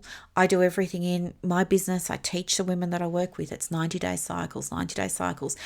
Put the website up, leave it alone for 90 days. Then we will go and have a look at it together and see what's working, what's not. Put the freebie up for 90 days. Then we'll come back and look at it, see what's working, what's not. Do your marketing, whatever you want that to look like, your email, your blog, your Facebook, whatever. Do it for 90 days. Let's come back, see what it looks like. You can't just say, I've had my website 6 months, but actually you gave it a full facelift 4 weeks ago and changed your niche and changed your branding, and then say, so it's not working. No. But anyway, as I was saying, all those people that have come down the pathway, you don't know that they're there, but they're on the journey. They're watching you. You don't know. Even me, I call it my silent audience. A lot of the people that work with me have been in my world for a long time. And some of the names I know, but also a lot of them I don't know. They can come to an inquiry call with me and they will talk with me about, my puppy, who I can't say his name because he's here and he's actually been very good this morning because he's learning, which is awesome. And they'll ask me about moving house and things like that. It's like they know this stuff about me and they feel connected to me, and that's so beautiful. But at the same time, I don't know them because I don't know who's listening to my podcast, for example. I don't know who's visited my website. I don't know who's watching what I'm saying, what I'm talking about, what I'm sharing on my Facebook. I don't know. But they will come to me and they will tell me all of this stuff, which tells me that they've been on a pathway. And now it's the time that they're at this stage and they're either pretty serious about doing something, or they've already decided that now's the time that they do want to do something and they just really want to know how to get started. But if I just stopped because I thought, it's not working, then all those people that I don't know are there that are on the way to becoming my clients, all of a sudden the content dries up because I'm not posting anymore. The emails stop because I've hit pause. There's one lonely, solitary freebie on the website. There's nothing else for them to get and use while they're waiting for me to make a return, whenever that might be. They don't even know if I'm coming back or where I've gone because I haven't announced anything. And when you're talking about providing safe spaces for your clients, you've actually just done the opposite. Now they're not feeling safe with you because you can up and leave. And so now the trust is gone. The connection is lost. The rapport is broken. And they're going to go and maybe look for the next best person, because actually you were their best person. Now they're going to go and try and find the next best person to help them. And if that person has a book now button on their website, they're going to end up working with them. And because they're already primed, by that I mean that client that you've just lost was already ready to work with you. In their mind, it's done, it's happening, we're getting that appointment or we're booking that discovery call. That's where they're at. They're not going to go backwards from that. That's the energy and that's the space that they're in now. So they're just going to go over and find the next best practitioner to work with, the next best practice, the next best therapist, social worker, psychologist, counsellor. And do you know what? They're going to fly through that person's funnel very quickly because they're going to be feeling let down, but also like there's now this unmet need. And they're very aware that they want help now. So they're going to go and Google and they're going to come across somebody's website that they've never heard of before. Now they're on that person's website, they're aware of them. Then maybe they're going to have a quick look around. If that person's got a free thing, probably grab it. Maybe not. Probably grab it. Because they're already primed for an appointment and a booking, they're probably going to look at it and go, yeah, that's fine. You know, this should do, this should hit the spot. They're going to get that person's emails pretty much straight away. So now that person's starting to show up more and more and more. And then that person's got a really easy way of getting started. They're going to go and book that discovery call, just have a check-in, have a chat, make sure that that person is kind of like you or has as many of the qualities that they were looking for or looking forward to experiencing with you that you have. And if that person can meet most of those things, that client that was going to work with you, who really wanted to work with you, is going to go and work with that other practice over there. So that's what I mean. Some people will fly through your funnel. Others take time. You hitting pause on your practice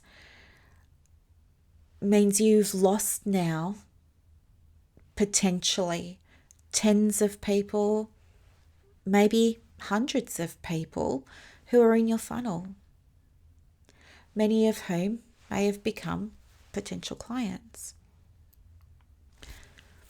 So yeah, it all comes back to, I guess, the stories we tell ourselves, our expectations, our beliefs, the ideas that we run. And who we have to be in order to see the results that we really, really want to be seeing and experiencing in our private practice, in order to give us those things that we're really, really wanting to experience. And I think probably, as I see it at this moment, in a way, it kind of reminds me of Maslow's hierarchy of needs, how we've got like the safety and security. You can't have the love and belonging and all the other things without that foundation of the safety and security. So I kind of think like, how are you going to go and give your best at work and receive the best without safety and security, right? And that comes from embodiment. Having an understanding of the version of you that has success in the business, however you define it, and connecting with that understanding, okay, how's she doing it differently to me? How am I going to show up? What are the things? Who do I need to be? Strategy is part of the process of creating a successful private practice, whether it's your fees, whether it's you pivoting your business, changing your niche, releasing some of your products and services, right? Identity is the main part. The identity determines the actions that you take, which then determine the results that you get. If you don't see yourself as valuable, if you don't see yourself as worthy or good enough, if you don't see yourself as capable, if you just want this successful practice, but you don't really believe you can, or your mind is focusing on, I don't have a booking, I don't have an inquiry, it's focusing on the I don'ts. It's not focusing on growth opportunities. It's not focusing on, what do I need to learn here? Is it a skill? Is it a belief? What do I need to shift? Like, what's happening? Those kinds of things determine your results and, determine your results, but also determine your experience around energy. Is it easy? Is it hard? Is it light? Is it enjoyable? Is it fun? Is it something I look forward to doing? All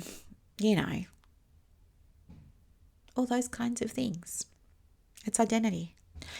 And as I'm doing more and more and more around this, I'm developing that, let's just call it an identity protocol. I'm developing this in the background as I'm working through it myself, so that I've got something that I can share with the women that I work with inside Practice Momentum, because this is so important. It's so important.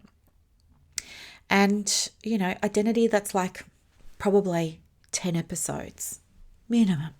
There's so much that I could share with you about what it is, how it's created, how you create it, what it looks like, how you experience it, how it works, how it doesn't work, the push and pull, so much. But that's where it starts. So at the start of this episode, I was talking to you about, shifts and fees. And fees is just a metaphor, right? It's just an example. What I want you to take away from this is trust yourself.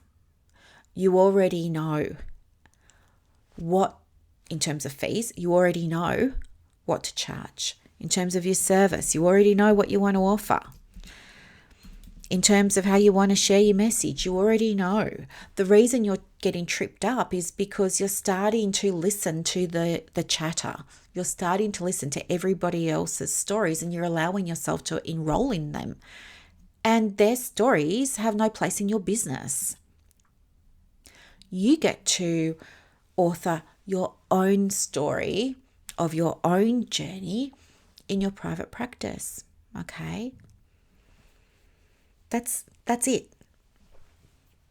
So powerful. Maybe start thinking about what needs to be let go of, all right? And I don't mean you dream of a business, but think about what needs to what needs to be let go of. And this is going to be hard because you're going to have to acknowledge what your part in this has been. So, the results that you see in your business are a manifestation of your past thoughts, feelings, and behaviors. So if you don't have clients right now, what's led to that in terms of what were you doing or not doing? Okay, in terms of your actions, for example. I had a website, but I've taken it down and republished it 4 times in 6 months. That's probably had something to do with it. Okay, I've changed my niche twice. I've changed my messaging 6 times. I have a freebie, but they can just go and download it off my iCloud. They don't have to give me an email address. I don't have an email sequence because it was too hard, and I don't see why I should have to, and I just want to do the work, and it's not fair. And why is there always more stuff to do? Like, you might have to acknowledge that, hey, my mindset perhaps hasn't been that great, right? But those things aren't acknowledgements of failure. They're not acknowledgements of you sort of, I don't know, it's not about berating yourself or being negative or anything like that. What it is when you can acknowledge them, you can do something about it. But while you're going to externalize everything and put yourself in a position where you don't have any power, you don't have any influence, you don't have any control, you're throwing your hands up in the air going, I've done everything and it's still not working, nothing's going to change for you. To get things to change, it's very important that you can lean into, allow yourself to reframe or shift the story that maybe you're telling yourself about where you should have been by now, what a result is, right? Maybe instead of a result being a booking, maybe a result is that there's a pathway now and you trust that people are on it, right? Those kinds of things. When you can do that, that's called growth mindset, right? We all know it. We've all seen the books and the Instagram posts about growth mindset, but this is what it actually looks like. It's not easy. It's not easy to admit that there's other ways of doing things, and maybe you just took a path that doesn't work for you or your business or your clients, right? That's hard to do.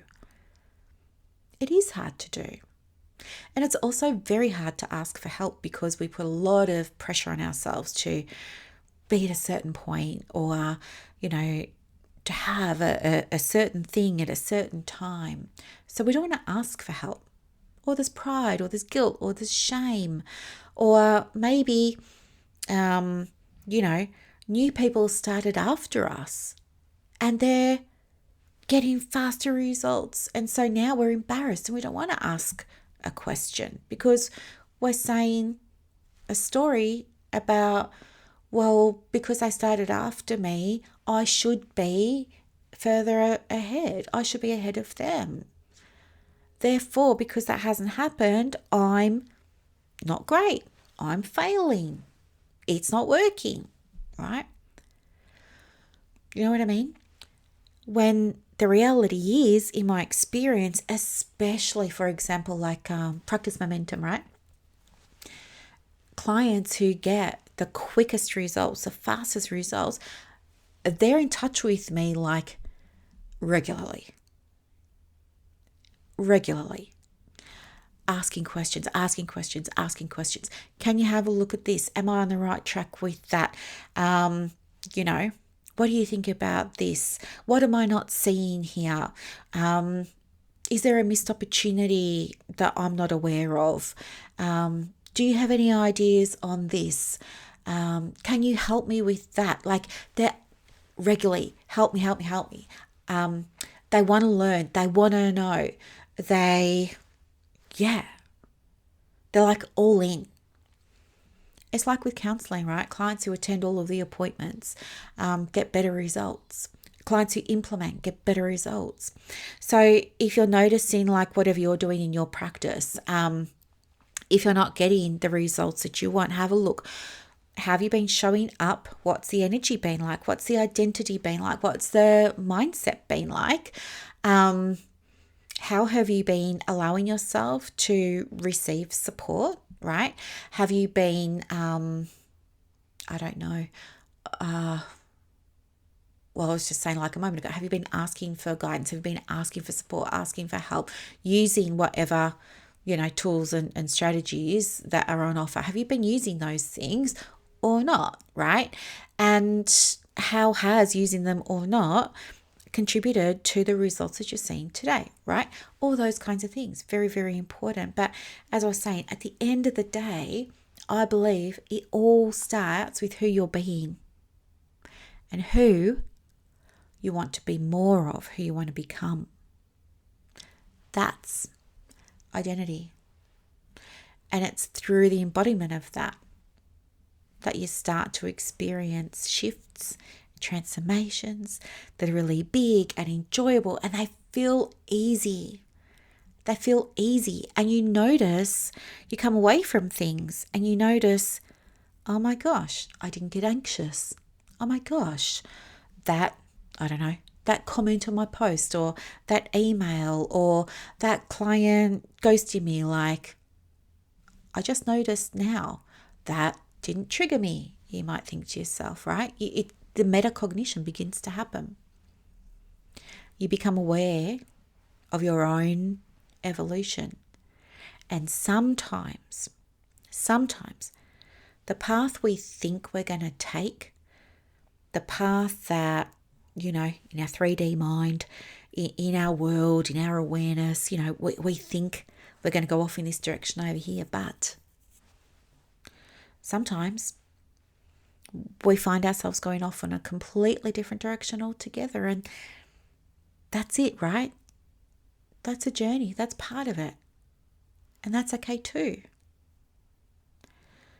But it all has that foundation in who you are, the thoughts you have, the routines you have, the systems you use, the processes you use, how you feel about those things, how you, like, energy management is more important than time bloody management.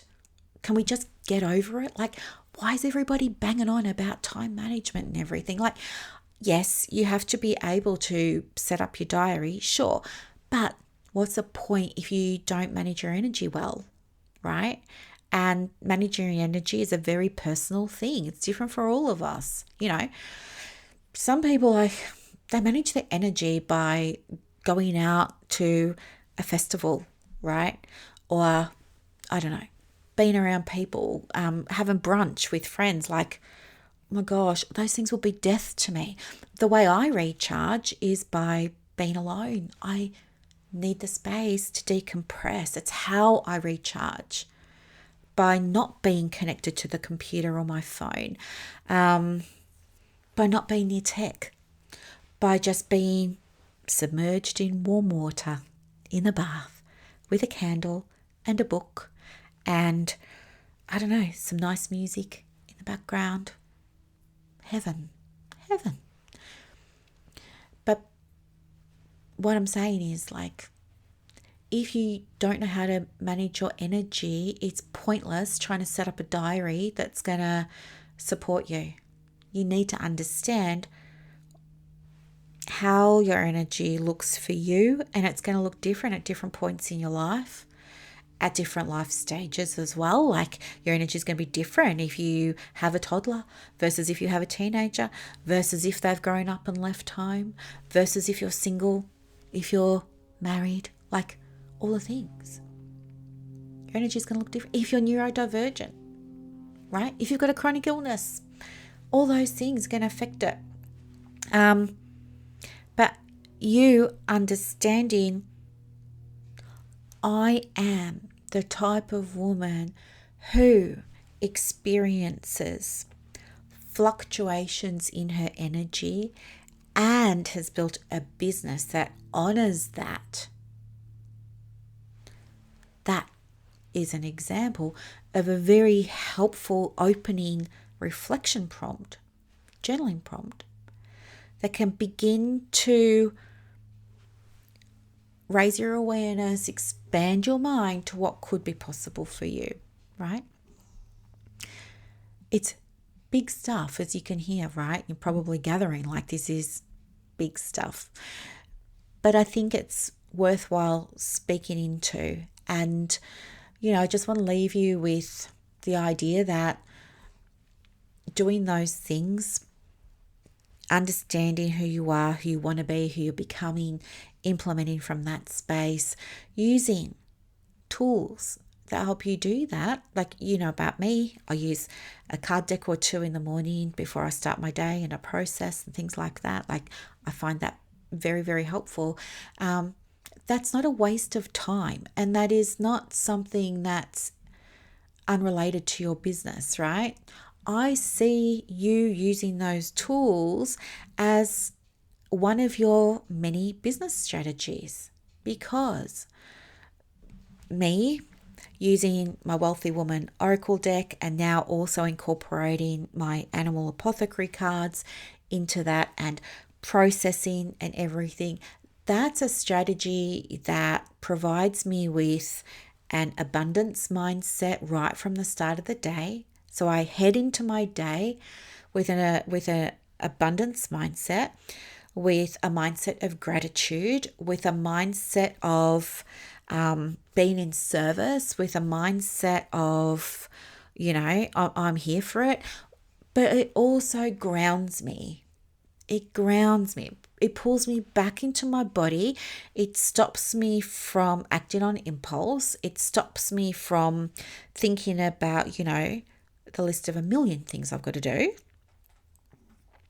And so it's incredibly important for me to continue to use this strategy, because my business responds better when I do, because I show up better when I do.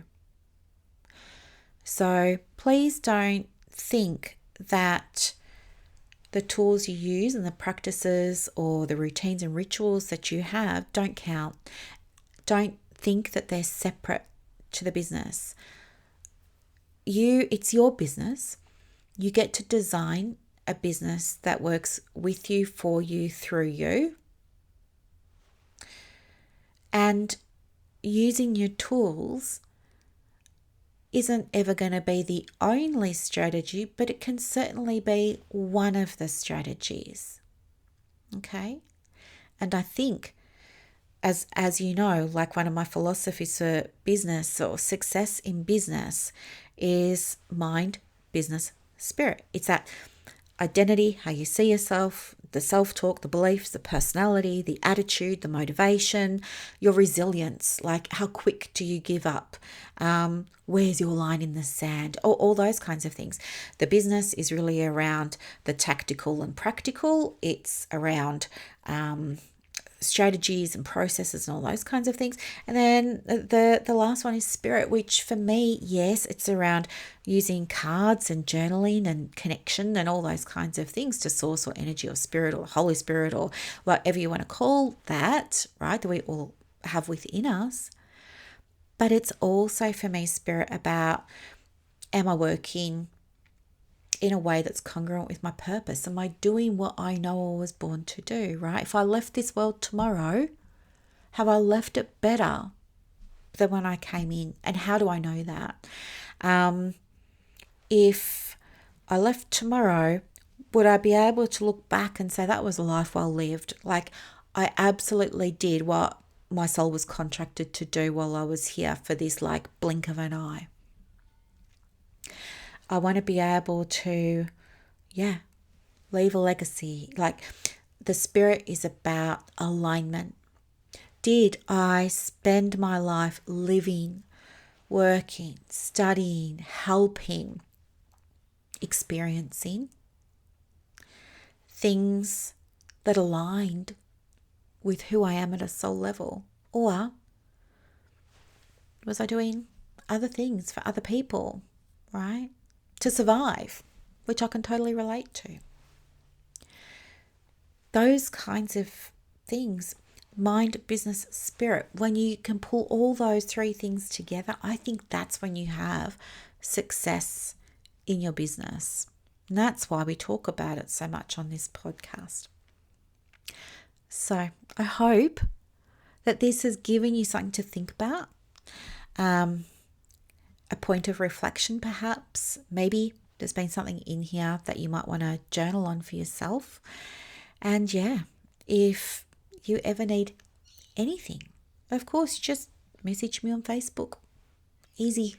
Or visit my website and send me a little message. Not hard, got a little chat thing on there. There's a little email, all the things, right? If you need me, there's help there. If you don't, amazing. Like, you're on your own path, and always trust that you're right where you need to be at that time. Okay? There's no expectation of being further ahead, feeling like we're behind, or anything like that. It just is what it is, and it is for a reason. And maybe we just aren't meant to know what that reason is right now. That's totally okay. That's what surrender is, right?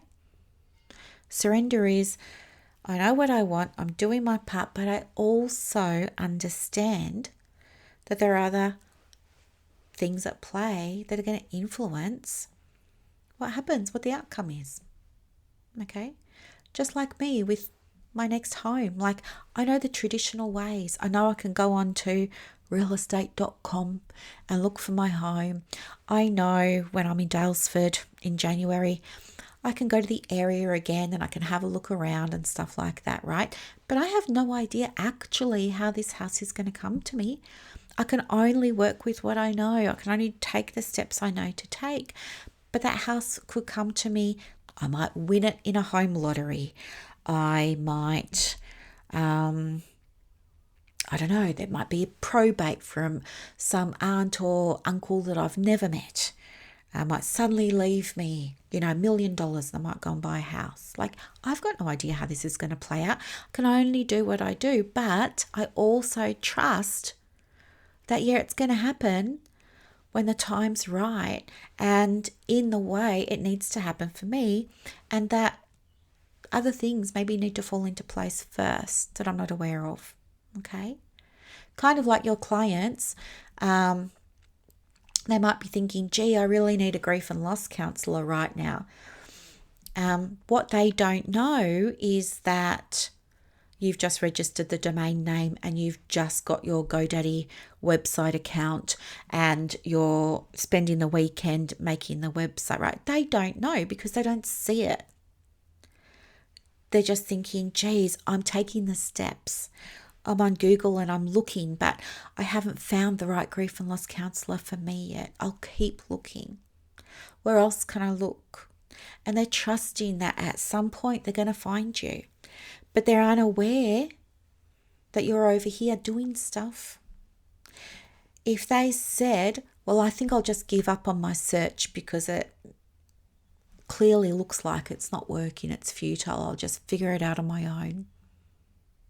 And then the next day you hit publish on that website, they've missed out. That's what I'm saying, hitting pause on your practice. What does it mean for you? What does it mean for your clients? And also when you come back, when you come back, you're going to have to start all over again. And guess what? It's going to take another 90 days. It's not going to be, oh, I'm back, and the universe and the world just all know that I'm back and I'm good to go. Like, I didn't take my website down. I didn't take my Facebook business page down. I didn't do any of that. So yeah, where are all the clients that should have been coming through? No, they haven't come through because you did pause. You stopped doing the stuff. They've long gone. And no, there isn't anybody in your little pathway now. You've got to start all over again, which means we're going to have to freshen things up so that everything gets activated again in Google algorithms and Psychology Today algorithms and Facebook algorithms and Instagram algorithms. And you're going to feel like, I don't want to do this. I've already done it. Why do I have to do it again? It's not fair. I'm wasting time. Just give me another strategy. Maybe I'll do paid ads. That'll work. Well, your paid ad's going to still take time too, right? And if the website isn't converting, if the freebie isn't set up properly, if you're like, well, I've got a freebie, but you haven't followed the process and it doesn't actually your clients don't want it. Like, you will know if you've got a good freebie by how many downloads it gets. And we've spoken about this on previous episodes as well. So if you're going to be fixated on not changing it or not making a new one because you think it's good, then we've got a problem and you're going to stay stuck in your business. If you're just going to be like, I'm not changing it, I really like it, well, you're missing the point, because it's not about what you like, it's about what your clients want and need right now for where they are on their journey. And if you've had it up for 12 months and you've only had 10 downloads and 3 were from your sisters, that's your audience telling you they don't want it. They need something else. I know this because, I've got, like, as you heard, 65 freebies. Some of the things that I thought were like going to really just be so helpful, so useful, so downloaded, never got a look in. Things I put together because also I thought that they were going to be helpful and everything, but I didn't think that they were going to be in demand, right? But I put them together and those were the things that just went off. 400 downloads, 600 downloads, 800 downloads, organic, right? Your audience lets you know what they want and need. Even like with the website wellness check, okay? I've done nearly 1,000 of those. When people order one, I need to get information from them, right? Like their domain name, like their name, like what they want me to focus on, like all those kinds of things. And that form goes into a spreadsheet. And then I can look at that spreadsheet and I can say, okay, well, what did most people want me to focus on over here? And because there's nearly 1,000 replies, I've got really good data. And guess what? It doesn't match my sales page. My sales page speaks to what I thought they would want, how I thought it was going to help them, and what I thought, even educated thinking, I thought they needed, right? But what's showing up in what they're telling me is different. You have to listen. Your audience is going to tell you every single time. Now, that website wellness check, I started doing that like 3 years ago or something. I do them like every other week. There's people booking them every other week. Not a word of a lie. But I've also had like probably hundreds of paid products, free products, products at $7, products at $5, products at $10,000, right? And I can tell you that even though I always create them with high intention of being helpful, I'm always surprised at what moves and what doesn't. The things I think are going to be awesome, sometimes, a lot of the time, don't shift, and it's something else that does. And so that's what I'm saying. Your audience tells you what they want and what they need. And that's going to change over time as well, usually. Okay. So that happens because over time your audience grows, right? Your email list grows, your following on Facebook grows, the downloads of your podcast increases, like all those kinds of things. They happen. And so as new people come, it's new people with new challenges, with new interests, with new desires, with new all of this. And so you've got to be constantly creating things to help them. And I would always recommend finding a way that's going to allow you to calibrate your practice, your marketing, your messaging, so that you're always seen as a solution, so that you're always seen as a resource, right? So it's not just that you're offering a resource or offering a tool or something like that. We want you to be known as the go-to for the thing it is you do in the way you do it. But that doesn't happen by leaving one freebie on your website, especially if that's not getting downloaded, right? And you're just being like, no, I'm not changing it. I love it. Thanks for the feedback. I'm going to keep it as it is. No, I'm not going to put a email sequence to it because I don't agree with emailing people and that feels wrong and da da da da da, right? You know, it comes back to what I was saying before. It comes back to the beliefs, the stories, the identity, the values, the shadow values, the mindset, the vibration, like the energy you bring into it. Very, very different, you know. Even if you're posting on Facebook, for example, there's an energy behind a post where, I don't know, like for me, I love my dog, as you know. And sometimes I just throw up a selfie of me and my dog, and I'll just say something like, what we're doing that afternoon, or how much I love him, or how cute he is, because I'm trying to work here and I find it hard to focus at the best of times, but he's distracting me because he's so stinking cute with his snoring that I'm finding myself repeating what I'm trying to do 10 million times, right? It's so frustrating, but at the same time, I've never been more in love with him. I can share that post and I feel so loved up.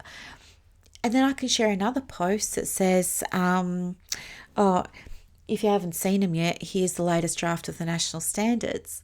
It's totally different energy. Which post is going to land for people in terms of feeling a connection with me, feeling like they're getting to know me, feeling like we're all the same, feeling like they get it, I get it, all of those kinds of things, right? There's a very different energy to perhaps sharing a blog article about mindfulness and how you should get out into nature and you should take 5 breaths and breathe in for 6 and breathe out for 4. That's got an energy about it versus an energy where you're okay, so I know that if you are struggling with grief and loss, you're probably reading a lot.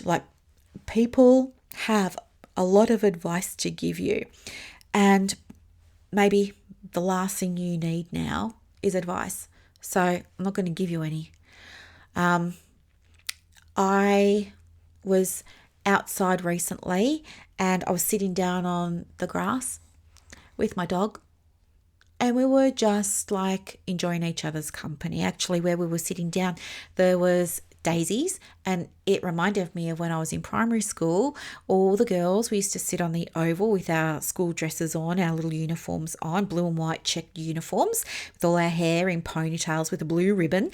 And we used to pick the daisies, the ones with yellow petals and the black centers.